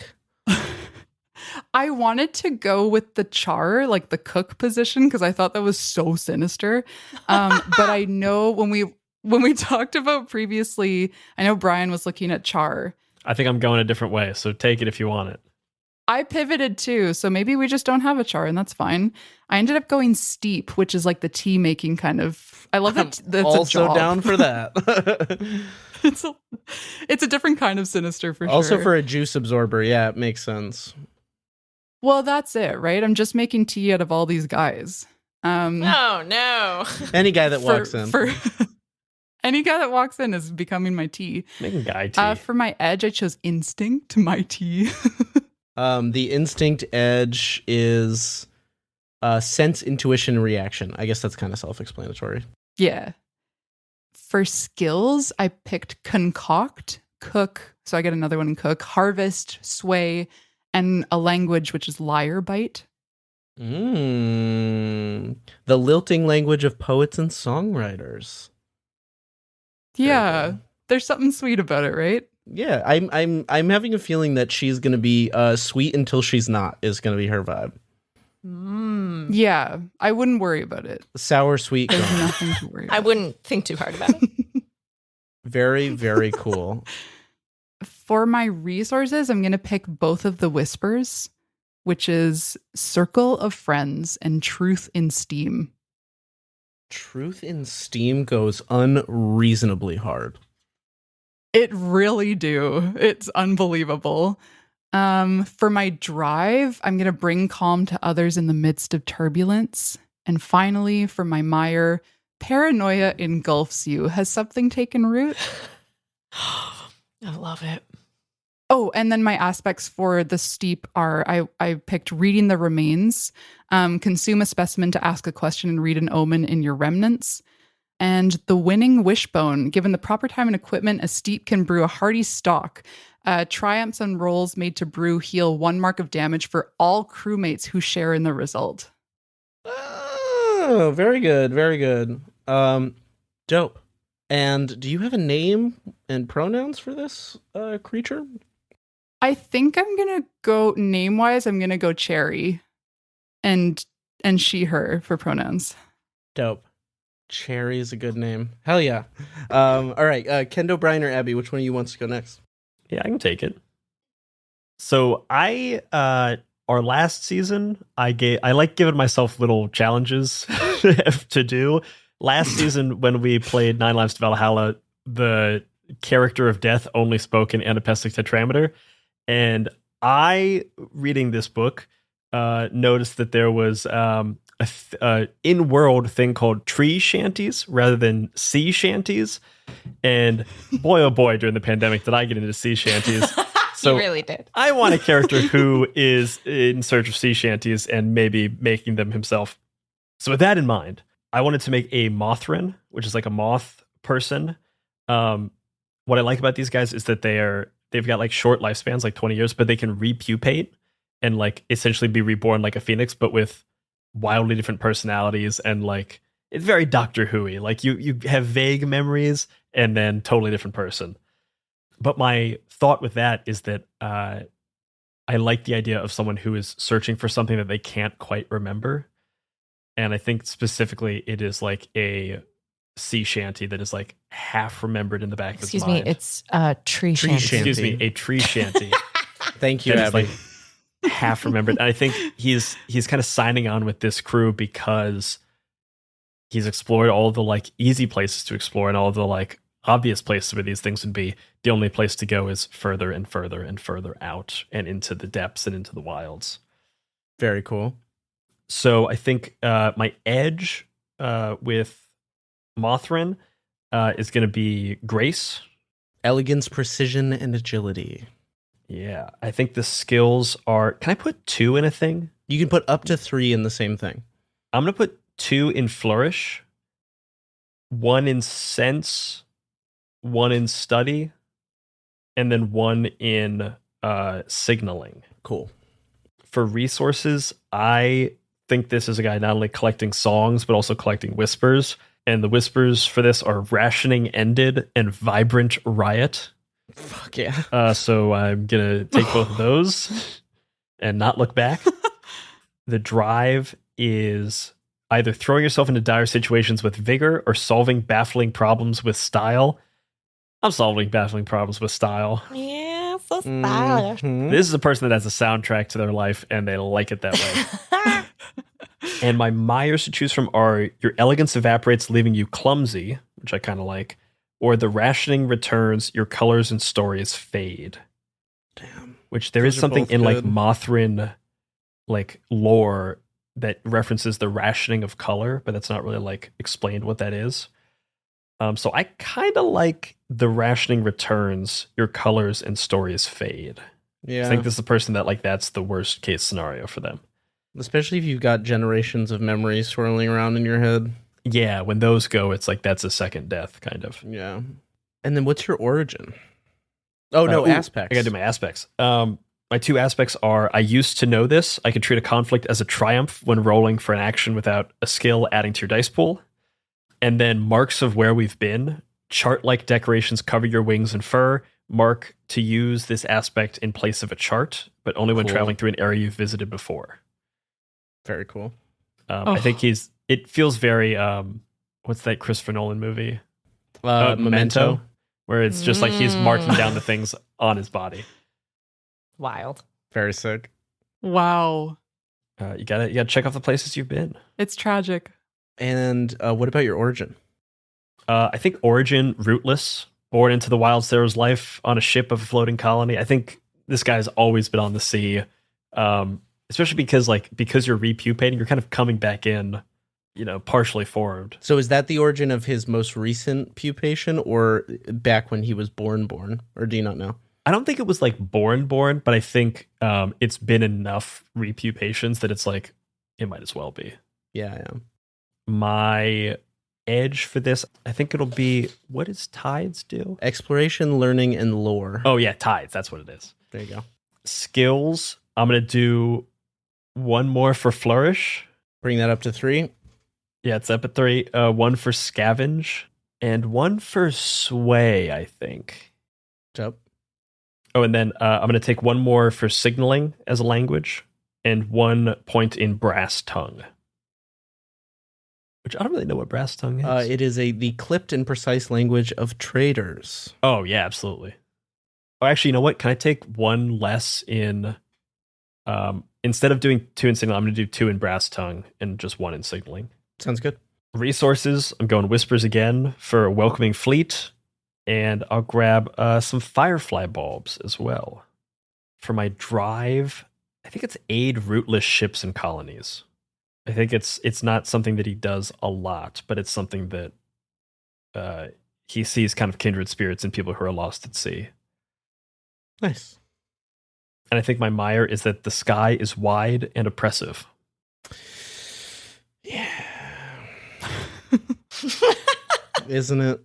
Isn't it, though? Ain't it just? Heavy sigh. And your aspects? I think 1 will be wild words. Mark it to remember a rumor or folktale pertinent to your situation. I think this guy's a collector of songs is the thing that he cares about, but like lore, information, that's his trade. Yeah. You're like not a D&D bard, but like a true historic bard kind of vibe. Yeah. It is a spoken word as a thing. Oh, I think Nomad's phrase book. Whenever you take a montage, you can study your phrase book in addition to your usual task, gaining a smattering of any one language until your next montage. Cool. So just able to converse enough to get some information if needed. Great. So that's your origin, and then what post are you thinking for this guy? Post? I'm thinking Horizoneer. Fountain of facts about sea and its culture, its dangers, its hidden places. Cool. That feels... I mean, it literally says bardic tradition. on the thing. So that feels right. Spat and I think I'm going to take, for my edge, I could either do veils or sharps. Are you secrety or are you logic-y? I think that it says logic, wit, and planning. I think it's wit. So I think I'm going to take sharps. Great. For skills and languages, I'm going to take one more in brass tongue, one in outwit, and 2 in study. Cool. Resources, I'm just taking all whispers. New Horizons and Over the Ridge. Very good. For drive, I think it's discover a hidden culture or enclave. I think at this point he thinks that he has exhausted a lot of places where he might find this song or like these stories, and now he's looking for people who are unfamiliar to him that might have different stories, different songs they found in a past life or a past pupation. Mire, I either stumble over my words at the worst of times or I slip in and out of the various languages I know. I feel like the second one. Especially because I have just like a phrase book. Yeah, I think it's I slip in and out of the languages I know. I know how to speak to traders. I know how to speak to... I feel like it also makes it harder for you to remember the tree shanties because you can't remember what language it was in. And you tell them different, slightly different each and every time. You know what I mean? It's like how a cook... Exactly, yeah. Brian, this could be a fun way for you to have 1,000 accents. Yeah, you could slip into different accents. This is actually demand that you have 1,000 accents. Yeah, Brian, don't show up unless you have 1,000 accents, actually. Yeah. Well, all right. I think I can at least... I got one here. You have one. You have one accent. And I've been working a bit on my Irish accent, so I can maybe try something around here. But there you go. There you go. Nice. fucking nice, right? So I think as far as aspects go, I think for Horizoneer, I think that this kind of person would have a tuning fork. Once per scene, increase impact when engaged in a performance of some kind. Dope. Oh, I see sheaf of 100 stories. Gain a whisper whenever you encounter a spectacle, horror, or new port during a journey. That feels like it. No, that doesn't sound right. Yeah, no. That feels correct. Great. And do you have a name and maybe pronouns for this character? This is a person I did not yet have a name for. I think I'm going to go with he, him, because that's how I've been referring to him thus far. I don't know. Anyone have any pitches for a wandering bard looking for a song? Flutter? Wesley. Cricket? Oh, I like Flutter. You don't like Cricket, though? Nice. Flutter is nice. I don't like Cricket, no. Whistling Dixie. Yeah, Brian, what about Whistling Dixie? What about Whistling Dixie? Hey there, I'm Whistling Dixie. You can call me Dixie for short, or Whistling. Dixie's not bad, honestly. My friends know me as Dixie, but you can call me Whistling if you know So what I mean. no one calls you Dix, is what I'm hearing. No, Whistling was my father. Whistling was my father. You Please. can call me Whistling. I like whistle too. I like the way that there's a lot of nicknames in there. It feels right that you would have a dozen different nicknames for a dozen different people, right? Rather than commit to one. Yeah, you would be the kind of person who like, I feel like it's usually wizards, but for you, it's like as a bard, you're known by different names in so many different places. Like you could come up with different. Also because you pupated so many times. Mhm. I think that is a thing. Yeah. I think I have somewhat lost my own name, but I know it's something near Whistling. Oh, yeah. So it's like different people know me as like Whistling Dixie, Whistling Dick, Whistle. Like you might have been Whistling. William 3 generations ago or something. It is totally possible my original name was Bill, and it slowly changed. I like that. I like that a lot. But I think That's great. Most currently Whistling. I think the crew mostly knows me as Whistling, but I'll respond to anything that is anywhere close to that because I think that was probably me at one point. What a gift. Whist. Nice. Love it. We love Whistling. All right. Abby or Kendo? Kendo, go for it. I can go. Hit it. So for my bloodline, I'm going Celicrae, the kind of hive mind, rather than spiders, of course. I am a horde of miniature bats. Of course you So do. many Motherfucker. Kendo. I told you it became very specific over the course of this. Became You've just been Very sitting on No that. notes. No Oh. notes. 10 out Oh, of don't 10. worry. It's only going to get better. I can guarantee you that. Would you prefer me to say the bloodline origin and I kind of like the slow reveal of post- getting slow the pieces reveal. of each. okay. So Celicrae, I am a bunch of bats. Miniature bats, mind you. that Tiny, have tiny become bats. a person. For my edges, for my first edge, I'm gonna go teeth. Savagery, Yeah. passion, and destruction. Yeah, teeth. And then for skills and languages, I think I'm going to put 2 in scavenge, 2 in vault, and 1 in flourish. Cool. For resources, I'm going to go the whisper, a prison of skin. Yeah. And, Yucky.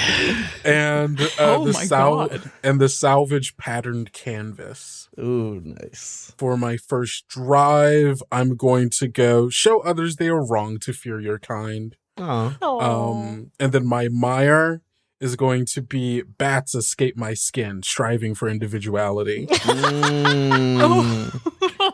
Very. That's where we get good. our bat friends. Just, regular bat. You've just been leaking bats Wow. for months. Every now and then there's a bat that gets away, and I'm like, "Ah." I love that it's seeking What do you mean individuality. Oh, don't worry, that's coming back. That's coming back around. That's coming back around. Yet another broken thing. Not to do this already, but can I yes and something, Kendo? Yes, please. So I looked up what the smallest bat species was because I had to, and they call it the bumblebee bat, or the the kitty's hognose bat. It's about each are an inch long, just over an inch long, and each weigh about 2 grams each. And they're adorable. Yes. They're like a Yes. fingertip size. Really? Yes, yes, They're very yes, cute. yes. I love that. Incredible. Wow. Kendo, what about aspects for your Zelicrae? My aspects are going to be Ursat's limbs, because I like things with extra limbs. Love that. And shirk the skin, so I can turn into a lot of little bats. Very good.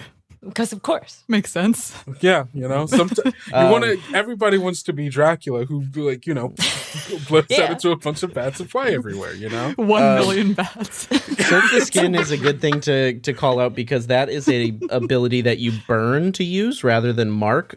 So burning a track is like a more permanent mark to a track that takes a little bit more than just healing to recover. So that's good ability to take. Okay. And what about your origin for this bat friend?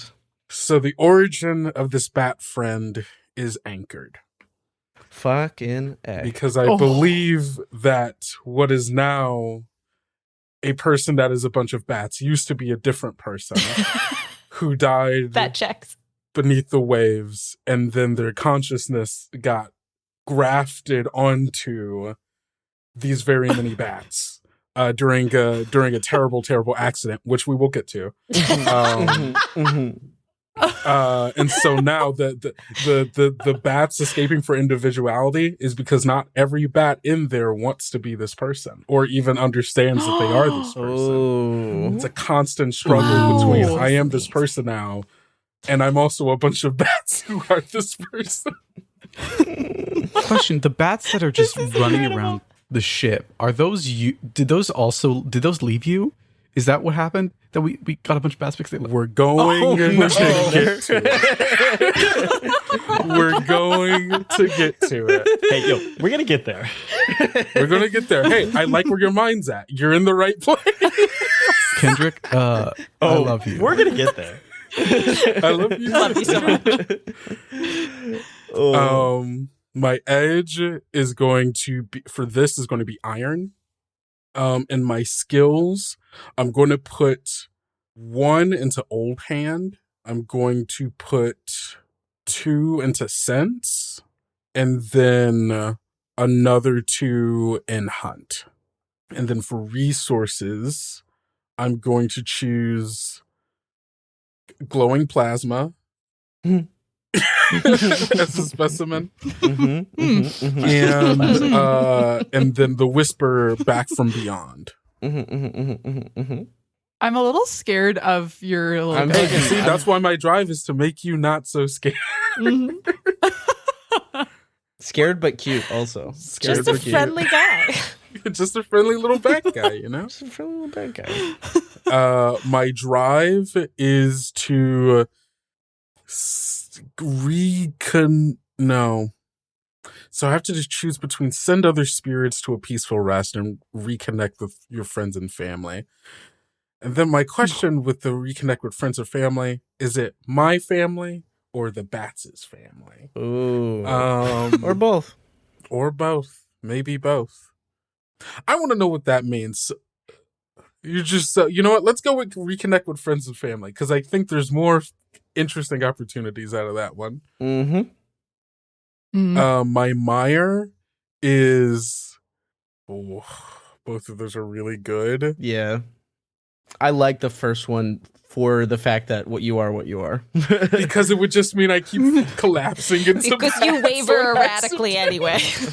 Yeah, actually, okay, that's kind of what I was thinking. Okay, my material control wavers erratically because sometimes the bats do get there are waves of when I have control and when all of the bats especially because you have an control. extra limb. I like to imagine your extra limb is just sometimes doing its own thing. Yeah. I think the extra limbs are like an accident where it's like, sorry, I'm not trying. Some of the bats I'm trying to keep, they get the form down. They understand the form, not exactly where it should be. Oh, so good. I love apologizing for the extra limb. It's so like, I'm sorry for him. I'm so sorry. So sorry about that. That extra arm just kind of happens sometimes. That's on me. It's nothing you're doing, I promise you. Not you. It's not you, it's me. It's the limb. I'm bad.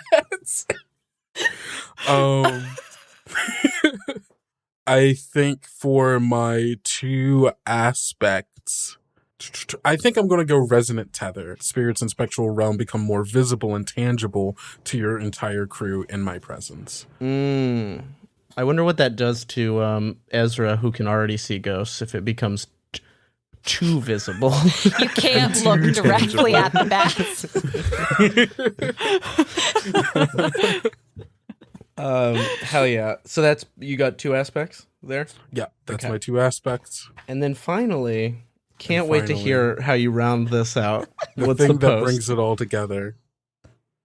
I want to pinch you all a picture.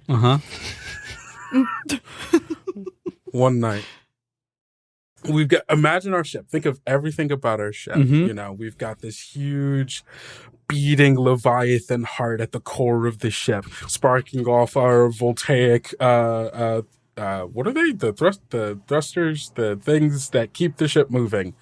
We've got all of these things going, lightning bouncing off of every edge, all of these bats flying around and such. And then disaster strikes.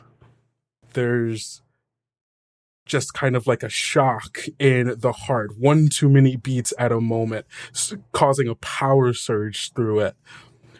The lightning rod on the deck of our ship and hits one of the bats.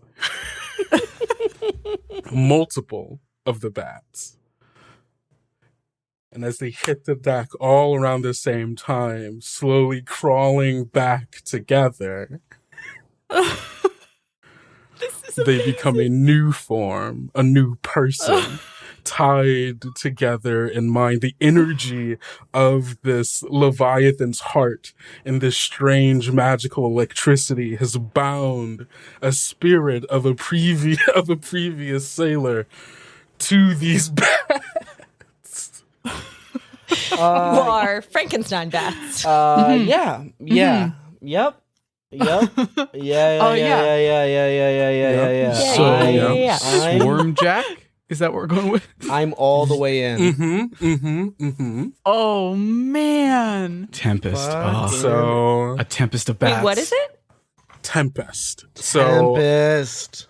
a fragment of storm, lightning without thunder, and also a bunch of bats who are also a person.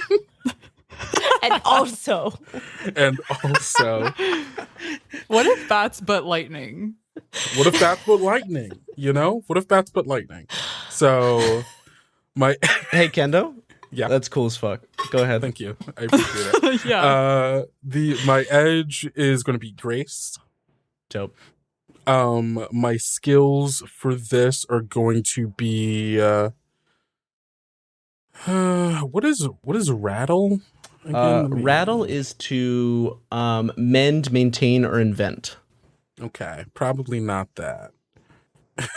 I'm going to put another 1 into scavenge, another 1 into sense, and then 2 into flourish, and then 1 in rattle. Who knows this shit better than me? Born Who? of it. Who knows the shit? Who I ask? Who? Who among us? Who among us? Who am I? And then for resources, I'm going to go in the blood. Yep. As a whisper, and a chart, a sketched lightning strike. And then my drive, communicate with a living storm on equal terms. Actually, wait, I'm sorry. No, not that one. Avert a disaster by causing another disaster. That one's more Oh fun. my god. I'm so sorry. I can't help it. I'm just bad. I'm sorry. I'm so sorry. I'm so sorry, everyone. And then my mire is going to... One of these is really fun, but I'm going to do what's right by all of us and the editor of this and not choose Your Voice is Thunder, impossible to lure from a shout. I will not be shouting this whole thing. I will be sparing you from that. That's fair. That's fair. And I'll go Sparks Pinwheel from you as you move. Wow. Oh, great. An easier sound design task. Yeah, I was going to say, shouting is something you control. Sparks pinwheeling is something Brian has to make. No, it's fine. You don't have to hear me yell in your ear all the time, though. So you can, you know. So I have a pitch for you, Kendo, if you're worried about Brian. And Brian, feel free to poo-poo this, because maybe it's more complicated. I was going to say, instead of shouts, it could be that, like, your voice becomes noticeably layered, like, in terms of the sound design. Like, the bats' voices are a little off. Like, we I just could give you duplicate your just a voice. wild voice. Yeah. Okay. Hey, if you're okay with that and you think it will be listenable, I'm down for that. Yeah, it'll be listenable. I think when we're recording, we'll coach you through what you should and shouldn't do with your voice. But Yeah, just make yourself a little more chaotic, and then we can make it real chaotic in it'll be great. post. Cool. Then yeah, I'll go Voices Thunder, impossible to lower from her shout. But rather than a shout, it's just the cacophony of a bunch of small bats. It's nothing. There's no word a sound designer likes more than cacophony. Cacophony. I love that word. Let me tell you. Yeah. And there's so many delicious aspects on the Tempest page. So many different. So sorry you can only choose 2, but I'm curious which ones you're feeling. Well, it would be a shame if I didn't choose something that let me shoot lightning. So I will be going Lightning's Call. You can direct bursts of voltaic energy through your palms or fingers, dealing LR volt damage. Very good. And I know we said that there are some in here that let me help make the engine run is the thing, which is kind of funny. Maybe one day. You're like a set of paddles for the heart. Yeah, just like, which could be cool. I think being able to conjure a storm is also kind of great. Also, can we talk about, you don't have to go with this, but the Iron Jaw 7 string? I saw that. It looks kind of cool. A guitar-like instrument carved from the bones of an Ironjaw ray produces a harsh, buzzing tone when played that seems to awaken the spirit of rebellion in some. That's see. Come Well, I on. can't do that because then the bats start acting up. And then they're fighting for One strum of that individuality. guitar and you're just one bat. Yeah. Voltamotive interfacing is kind of fun in a lot of ways. It's so hard to choose. Is that the engine one? Yeah, so it says you can act as an additional or main engine for your ship, powering its bite with your mere presence. Increase your ship's speed rating by 1 when you're aboard, Wow. which is kind of cool. That's cool. That's cool as hell. That's cool Right. as hell, actually. Yeah. Not to sway, but I think it's sick. There's also internal battery marked to kickstart a machine, charge a depleted power source, or temporarily increase the effectiveness of an engine. I think I'm leaning between I can be the engine, or I can help kickstart other machines while also the engine. I like the fact that because I like the fact that you replace the engine temporarily, because that way our engine is still very broken. You know? So like maybe you herd along those beasts a little bit using both your electricity powers and the fact that you are one of them. You too are bat. I am one of the bats. I too am a bat. Okay, yeah, let's go You two are Voltamotive. bad. I too It's a am bat. lot of bat stuff happening. Let's go Voltamotive interfacing. This is a bat-heavy season. A very bat heavy season. And Kendo, what's the name and pronouns of this cluster of bats? I don't think they remember their original name. Mm-hmm. But their current name is Batman. No, absolutely not. Absolutely not. For whatever reason, they really don't like it when you go. When you point out that they're made of bats. For whatever reason. For whatever reason, they really don't like being called Batman.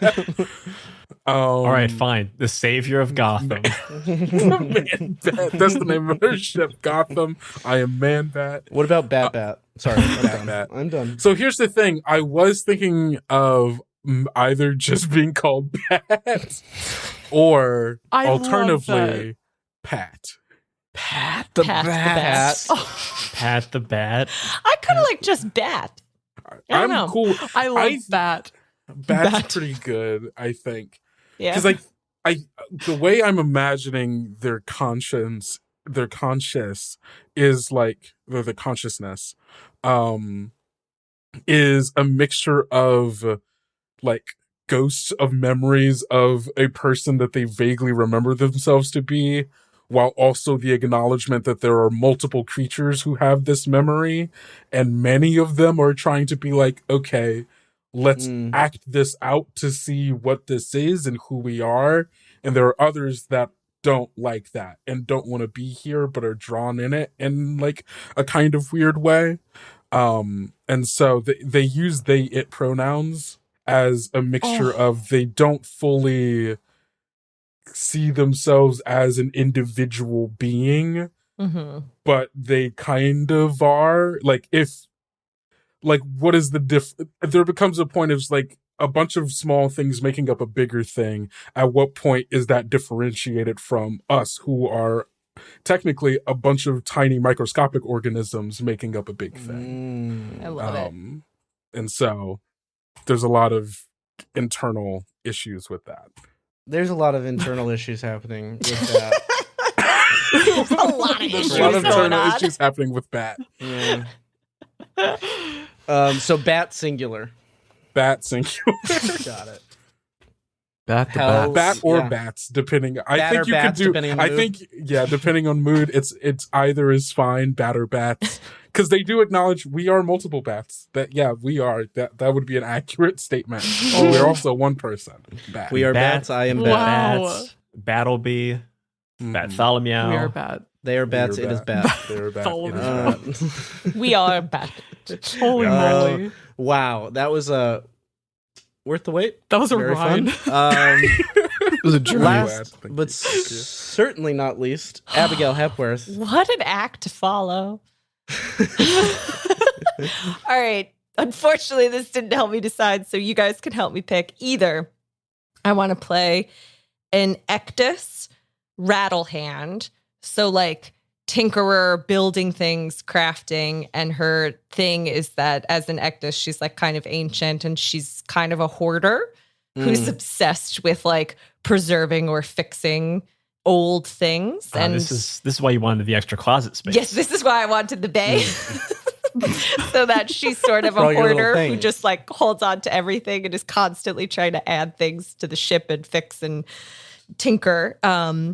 Or to do a Ketra Mesmer, which is sort of like this is where the mind control / like persuasion and in my mind, I'm reading her as sort of, again, ancient. I'm playing an old woman no matter what. Of course. Of course.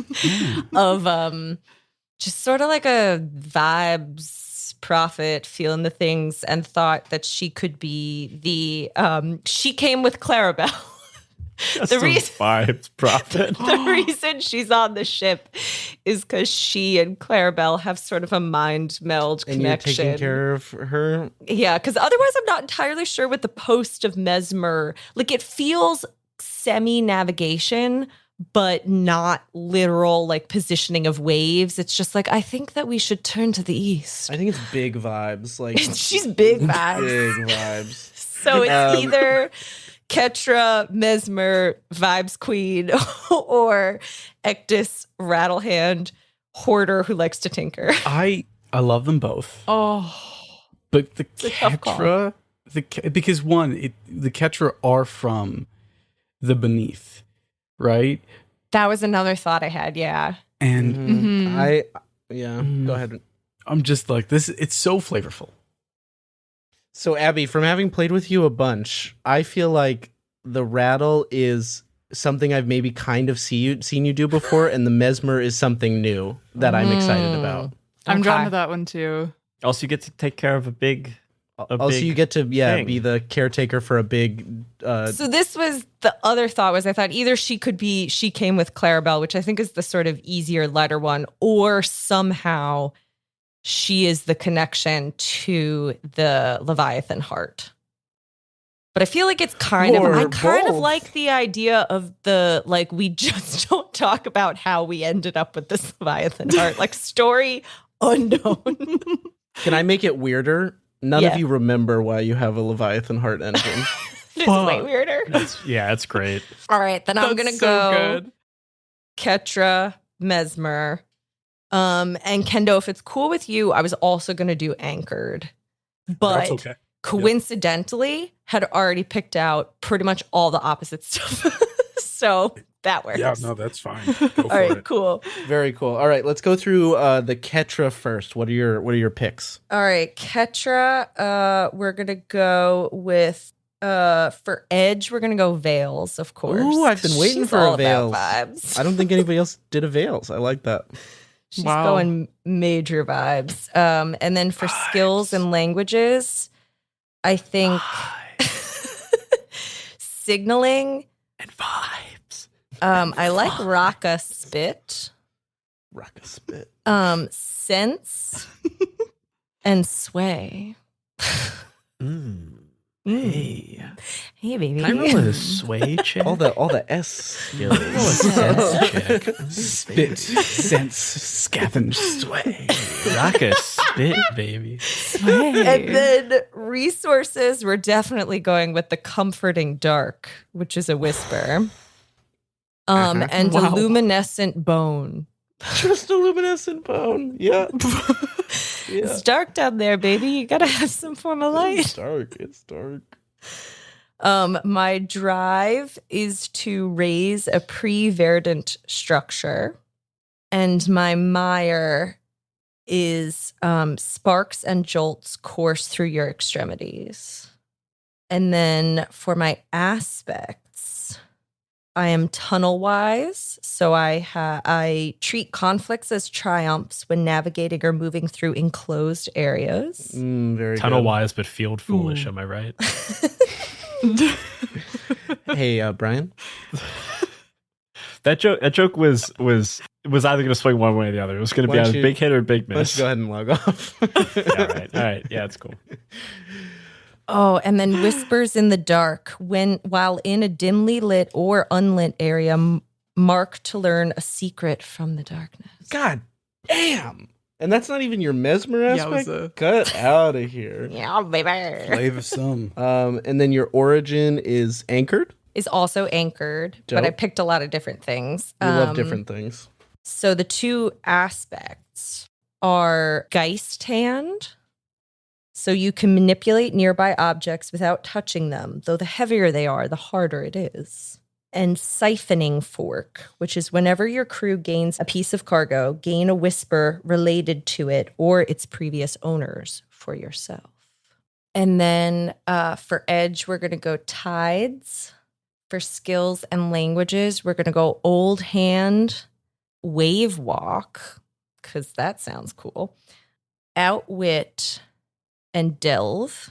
Mm-hmm. I like you having wave walk because you might just walk out to feed Clarabelle instead of... Yes, I like traveling in a straight line, so I just sort of walk through things. Oh my God. Resources, I want a sketch of shadowed paths and Drowned and Not Whisper. Drowned and Not. Wow. And not. That's really good. My drive is to send other spirits to a peaceful rest. And then for my mire, I wanted to pick the same one. That's the only one that's the same, if that's cool. So my material control wavers erratically occasionally. I'm into that. Okay, cool. And then last but not least, your post. Mesmer. For this one, the Edge, I'm going to go Instinct. Skills and languages. We'll go Hiven, Tend, Sway again, and Flourish. Resources. We're going Hallucinogenic Leaf. Hey, you know it. Yeah. And we're gonna I'm so take- sorry. I should have know it. guessed. You know it. And then I'm going to take the Whisper Beneath the Surface. Uh-huh. My drive is, uncover a great mystery buried in the mind. And my mire, I think, is my own thoughts are cloudy and mercurial. This is another one with a lot of juicy aspects. Juicy aspects. There's a lot of juice in this. Hey, they put a whole lot of juice in this book. How'd they get all that juice in there? They squeezed it out. Oh, yeah. Oh, yeah. Yeah, kudos to the designers for squeezing the juice out of this. Shout out Felix for They really juicing the hell out squeezed. of this book. There's so much juice in this bad boy. Really, they injected juice into the All book. right, I'm going to go auto hypnosis. Nice. You've learned to meditate rather than sleep. I'm always there, baby. And Unsettling. This is my nightmare. I also my idea is you can never hear her footsteps because there are none. So sometimes she just sort of shows up behind you and she's like, "Hey, what's up?" Hey, you awake? Man, I feel like my character is someone who loves to talk but is over you. It's like you're around too much. I feel like despite the fact that Bat is sort of born of the ship, that I feel very much like I'm haunting the ship. Wow. And then I'm going to do empty the mind, ignore cut from pain, hallucination, and distractions while trying to act. Damn. Cool. There's so many good ones, though. That was hard to pick. If you Yeah. change your mind between now and session 1, just shoot me a message and feel free to update your character sheet. Do you have a name and pronouns for this mysterious creature? She, her, and her name, we're going to go Izora. Ooh. Izora. Come on. Izora. Izora. Wow. Very good. Very excited for Izora and Clarabella's relationship. And there's so many weird little freaks on the ship, guys. Bunch of weird little guys. I Bunch of also weird feel like little if we freaks. just circle back to the very first one of imagine being that That man. That man Or waking up here. Wow, I forgot we just started with a true just guy. Just the person who Just a woke up. guy. I woke up in a lightless room surrounded by a big, heavy black heart, a bunch of bats, a walking, The talking closest tree, thing to a person. a moth that seems to have grown way too large, and whatever the fuck this Mesmer is supposed to be. I'd like to think that your character, because this ship feels a bit more odd than most things are in this world. So we're really just kind of dunking you in it. Every other place you go and every other person you meet outside of us are really normal by comparison. Yeah. It's trial by fire here. Yeah. Yeah. I'm tempted to make it to change some stuff around to make it even I'm fresh new. Right before session 1, you pop me out of amber and I'm fucked. Just crack the lid on this one, all right? So with the creation of Azora, that completes the hidden track. What's the treat we get?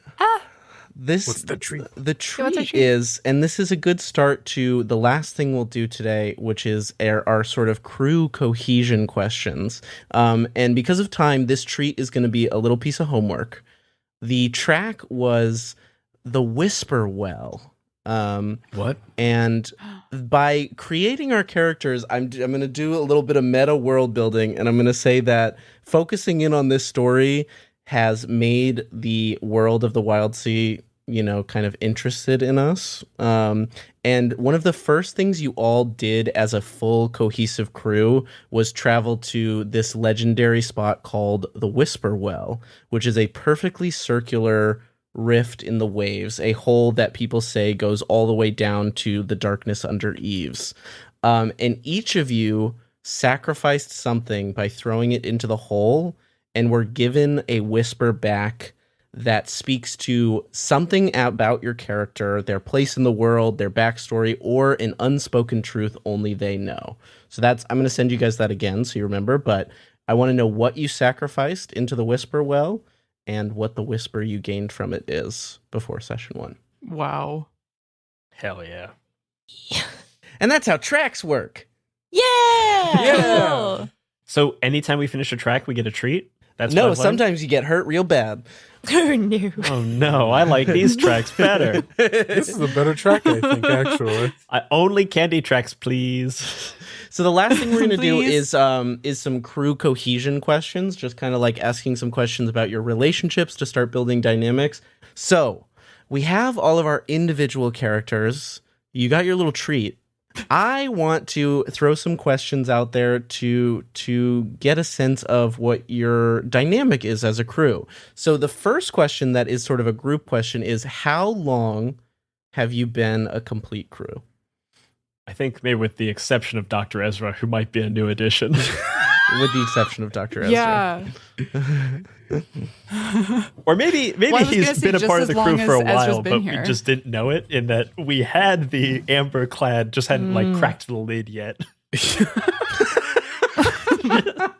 just in the cargo bay, Did we have the amber that you were in and it cracked whilst on the ship?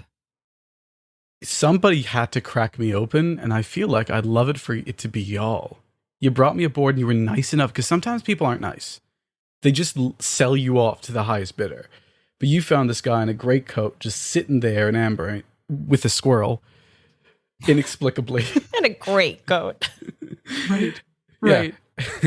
and you okay, why don't we just chisel him out? We know we can, so we will. And you did. And now I'm part of your fucked up little family. Mm-hmm. Yeah. It's like, guys, listen, if we get him out and he's fine, great, we got another crew member. If not, dibs on the jacket.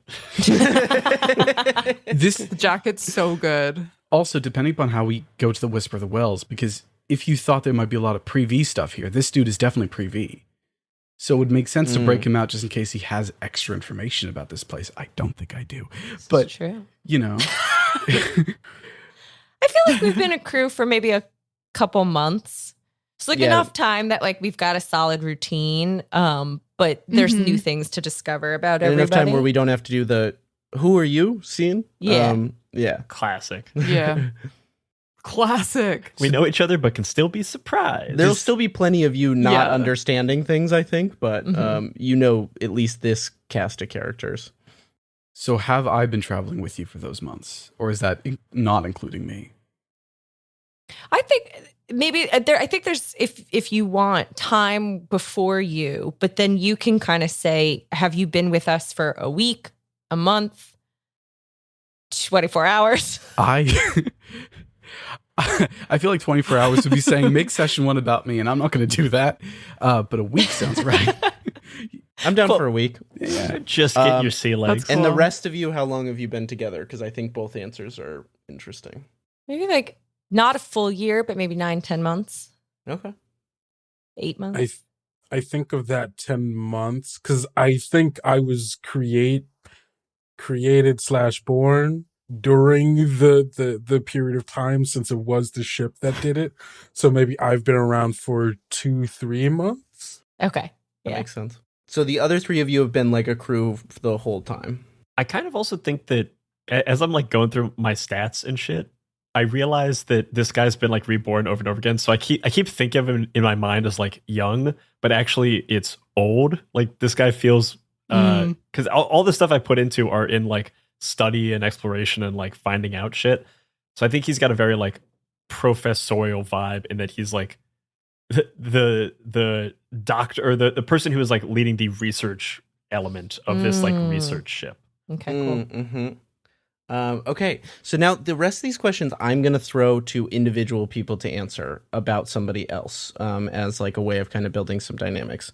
So I think I want to throw this to Cherry. Who kept you in the crew when you almost left?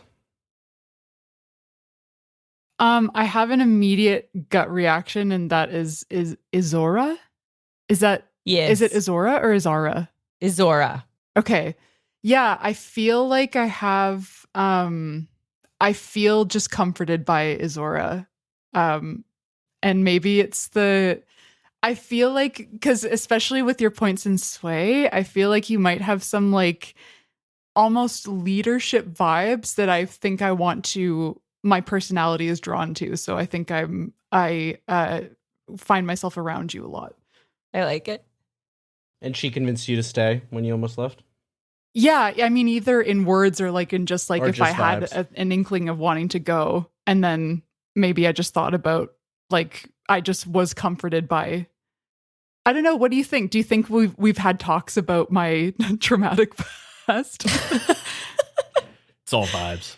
I think, yeah, you feel comfortable sharing it because I like kind of just baseline don't necessarily have big swing emotional reactions to things. So I'm like, damn, girl. Damn, that's crazy.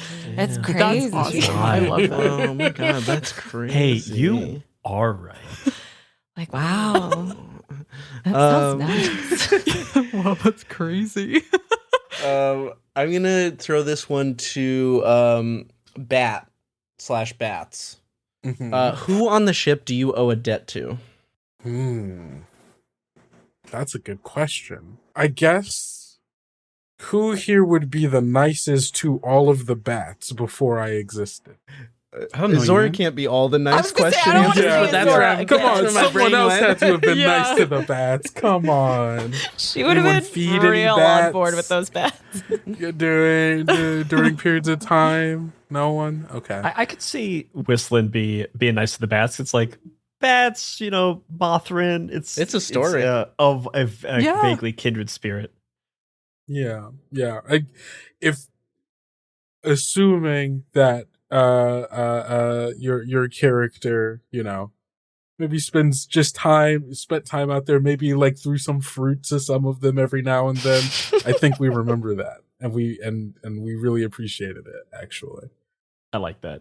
I really like that Bat speaks in we. It's so good. I think I also really like watching the bats because Mothrin, like, they have wings, but they're largely like decorative. We can like glide, but can't really fly. So I like it was like watching that and being like, man, that's cool. Yeah. I like that. Hell yeah. Hell yeah. I am going to throw this to Ezra because you're newer. Who among the crew kind of gives the most leadership vibes to you? Out of this group?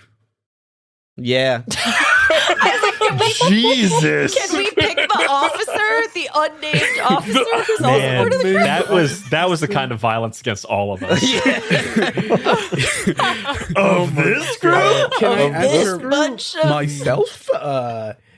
No. You can. If you woke up from Amber and felt like I'm taking charge, like that's also an answer. That's very funny. No, I did. It was actually our unnamed crew member, and I'm going to give her a name now. Her name is Captain Kelly Turn. Captain Kelly Turn. Yeah. Captain Kelly Turn. It's so funny that she's trying to leave, but she's the captain. She's like, this ship is too weird. None of you are the captain. This is too weird. I need to get out of here. I feel like she was hired for the job and she keeps being like, I mean, it's decent money, but like, my God. This Listen, they haven't missed a payment yet. but who do I give it to? Oh man. I mean, I feel like I actually have an aspect for Captain Kelly. Journeys unfinished, marked to learn the never reached destination or port of origin for any wreck you came across. Burned to learn it for a ship still traveling. It's a 4-track trait. There you go. We circle back. Yeah, good. Kelly. Very Love it. good. Yeah. Yeah, I looked at all of the rest of them who just seemed very confused and a bit disconcerted and staring at my jacket in a way I do not like. We all keep eyeing it. We still keep eyeing it. Yeah. And Kelly was just, there and dependable and, nods when you ask a question and the answer is yes, and then moves on with her daily job. I feel like out of all of that, that's reliable right there. I don't know about the rest of these. That's reliable. Listen, this guy, very nice. Probably gonna die soon, and if so, dibs on the coat. I can hear you. This is for Whistling. Yeah. Who do you stay up late with on watch when you're on long journeys? Ooh. Actually, I think it is Dr. Ezra Karkas. Mostly because I'm peppering them with questions. Of like, hey, sing me the song of your people. Like, tell me who you are, what you are. Tell me some stuff from pre-Verdancy. What does water look like when there's like a lot of it? There's a lot of it. Like, what does it do? As waves of trees are forming behind you. It's like, have you ever spilled an ocean? Am I saying that right? I don't know how big you think cups were back then, but they did not get much smaller. Okay, what about a lake? Can you spill a lake? Again, no. Can you boil a lake? I'm assuming the sun could. Okay, cool. Izora, who saw you at your lowest and still cares? I think it's Bat. I think that Bat, yes, because you're everywhere all at once, sees things that perhaps other people don't, and so caught Izora in a moment of cloudiness and unsure of herself, and just continue to be supportive and like by her side physically. There's always a bat kind of within a 15-foot radius of her or something.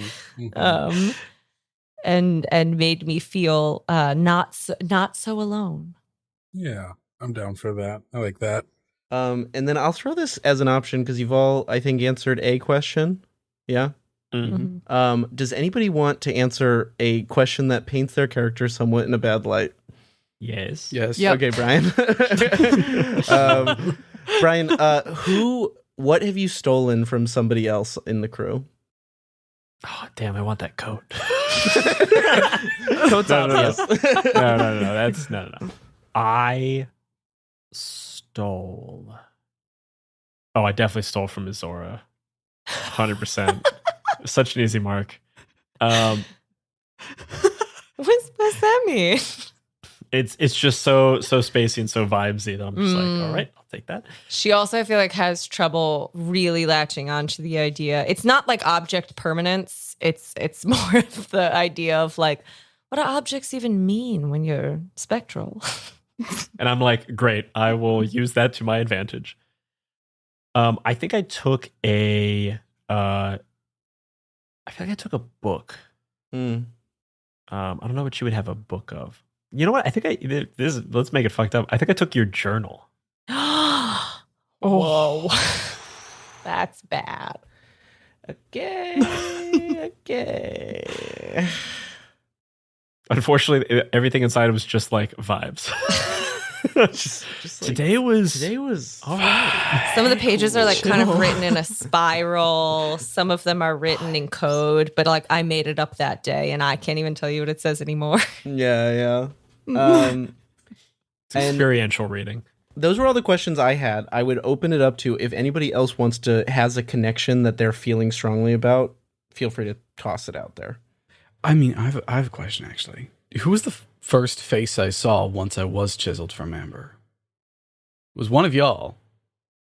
Mm-hmm.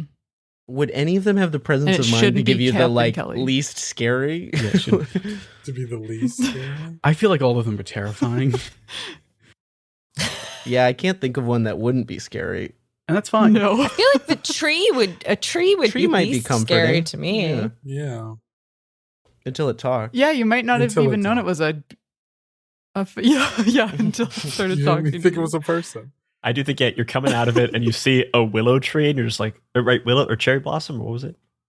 Yeah, Cherry willow willow. tree. Willow tree. You're like, oh, Cherry great. willow. It is heaven indeed. And then you turn and you see a skin filled with bats. Hey. We were definitely all there, though. It was very much like the Wizard of Oz, of like, and you were there, and you were there. And you were there, and you were there. Oh my god. All crowded in the engine room of the ship. Fuck. Yeah. Very good. Do you feel like, Ezra, you feel any kinship with Cherry because it was the first like living being you saw or she was the first, or Cherry's pronouns? She. Well, how did she introduce me into the world? What did she say? What did she do? I do think that this makes sense because she is kind of a big, strong tree. So I feel like if anyone was going to break you out of the amber physically, it does kind of make sense that it would be her. So, And also, I can almost see Cherry being like, and also if he's mean, I'll fight him when he gets out. Like, 'cause you're also kind of tough. yeah, I'd probably be ready to get the juice out and make tea out of it. I forgot. We've done a lot of stuff today, and I totally forgot. About the Juice and juices? tea. Yeah. Okay, backup question. Does everyone in the crew Some know Sky about tea. the juicing? Does everyone know about that? I think Yeah, I only partake. Azora knows about the cannibalistic juicing. Yeah, Izora knows and is like, we're all different. I think Cherry still juices other We're food. all but different. I think I've been open about it. I think that, but the way that I paint it is just that it's like, it's a different way of living and it's totally fine. And it's nothing to be, it's fine. Everything's fine. It was fine where I fine. came from and I'm fine now. It's kind of the gist of that. And when She you leave the sounds room, we're kind of like, fine. that was, we're talking cannibalism, right? Like, like that's Like she it's described it not as really eating another way plants, of but living. like plants are people. Yeah. Yeah. I'm vegetarian. The most horrifying Sure, thing you could Jan. say to a character. That's what you want to call it. I will say this. Cherry's very, how do I put this? Very mechanical treatment of other living sentients reminds me a lot of people I knew way back when, and thus is both comforting and terrifying at the same time.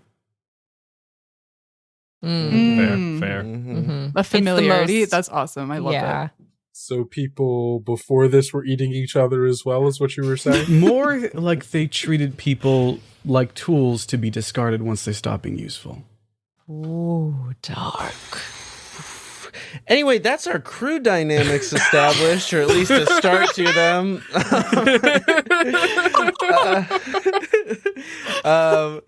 Feel free to take a look at everybody's characters between now and session 1, and if you have another thought about how you might be buddies with someone, let me know. We love buddies. We love dynamics. But I think we've got a good dramatic start here. Yeah. Mm-hmm. Hell yeah. The final thing to say for today is that I had a bunch of unsetting questions I was going to give you, and these are kind of collaborative world building things where you share half-truths and legends about the world. I'm going to send those to you over email so you can think through some legend answers and help us kind of inform our own version of the Wildsea. But I think I'll give you one before we go, which is, what is a superstition about wild sailing that you all believe? Ooh. Can Kendo? Oh, no. Have to I say see it you now. stifling laughter. No. It's not going to be one of the old sailor ones like people should bare their breasts. We're not going to do that, right? No, it was like this is a thing that brings good luck, but it was Squirrels. It was fucking squirrels. Wasn't it was bats. It was bats. That's why everyone was okay with all of the bats in the That's first why we were place. okay with the bats. Because we're like, oh, they're good luck. They're a And then harbinger they of became a good luck. person, but we shouldn't do that one. I don't think we should do that one. I do actually like doing squirrels are a harbinger of good luck, and that's part of the reason we cracked you out of the amber.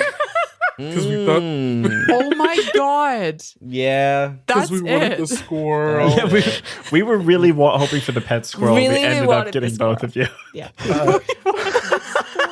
They tried to carve just the squirrel out, but you woke up too. The squirrel's name is Ahab. Fuck off. Oh my okay. Ahab the squirrel. Yeah. Oh, wow. Well, as much as I now want to throw all of these questions at you and get all the juicy details, we are way over time, and I will send them to you over email and get more delightful world-building tidbits from you all. That is all for Session 0 of My First Dungeon Presents The Wildsea. Join us next week as our wild sailors set sail on the verdant waves. Bye-bye, everybody. Bye. Bye-bye. Aye. Bye-bye. Aye, aye. Aye, aye, everybody. Aye, aye, says the fly.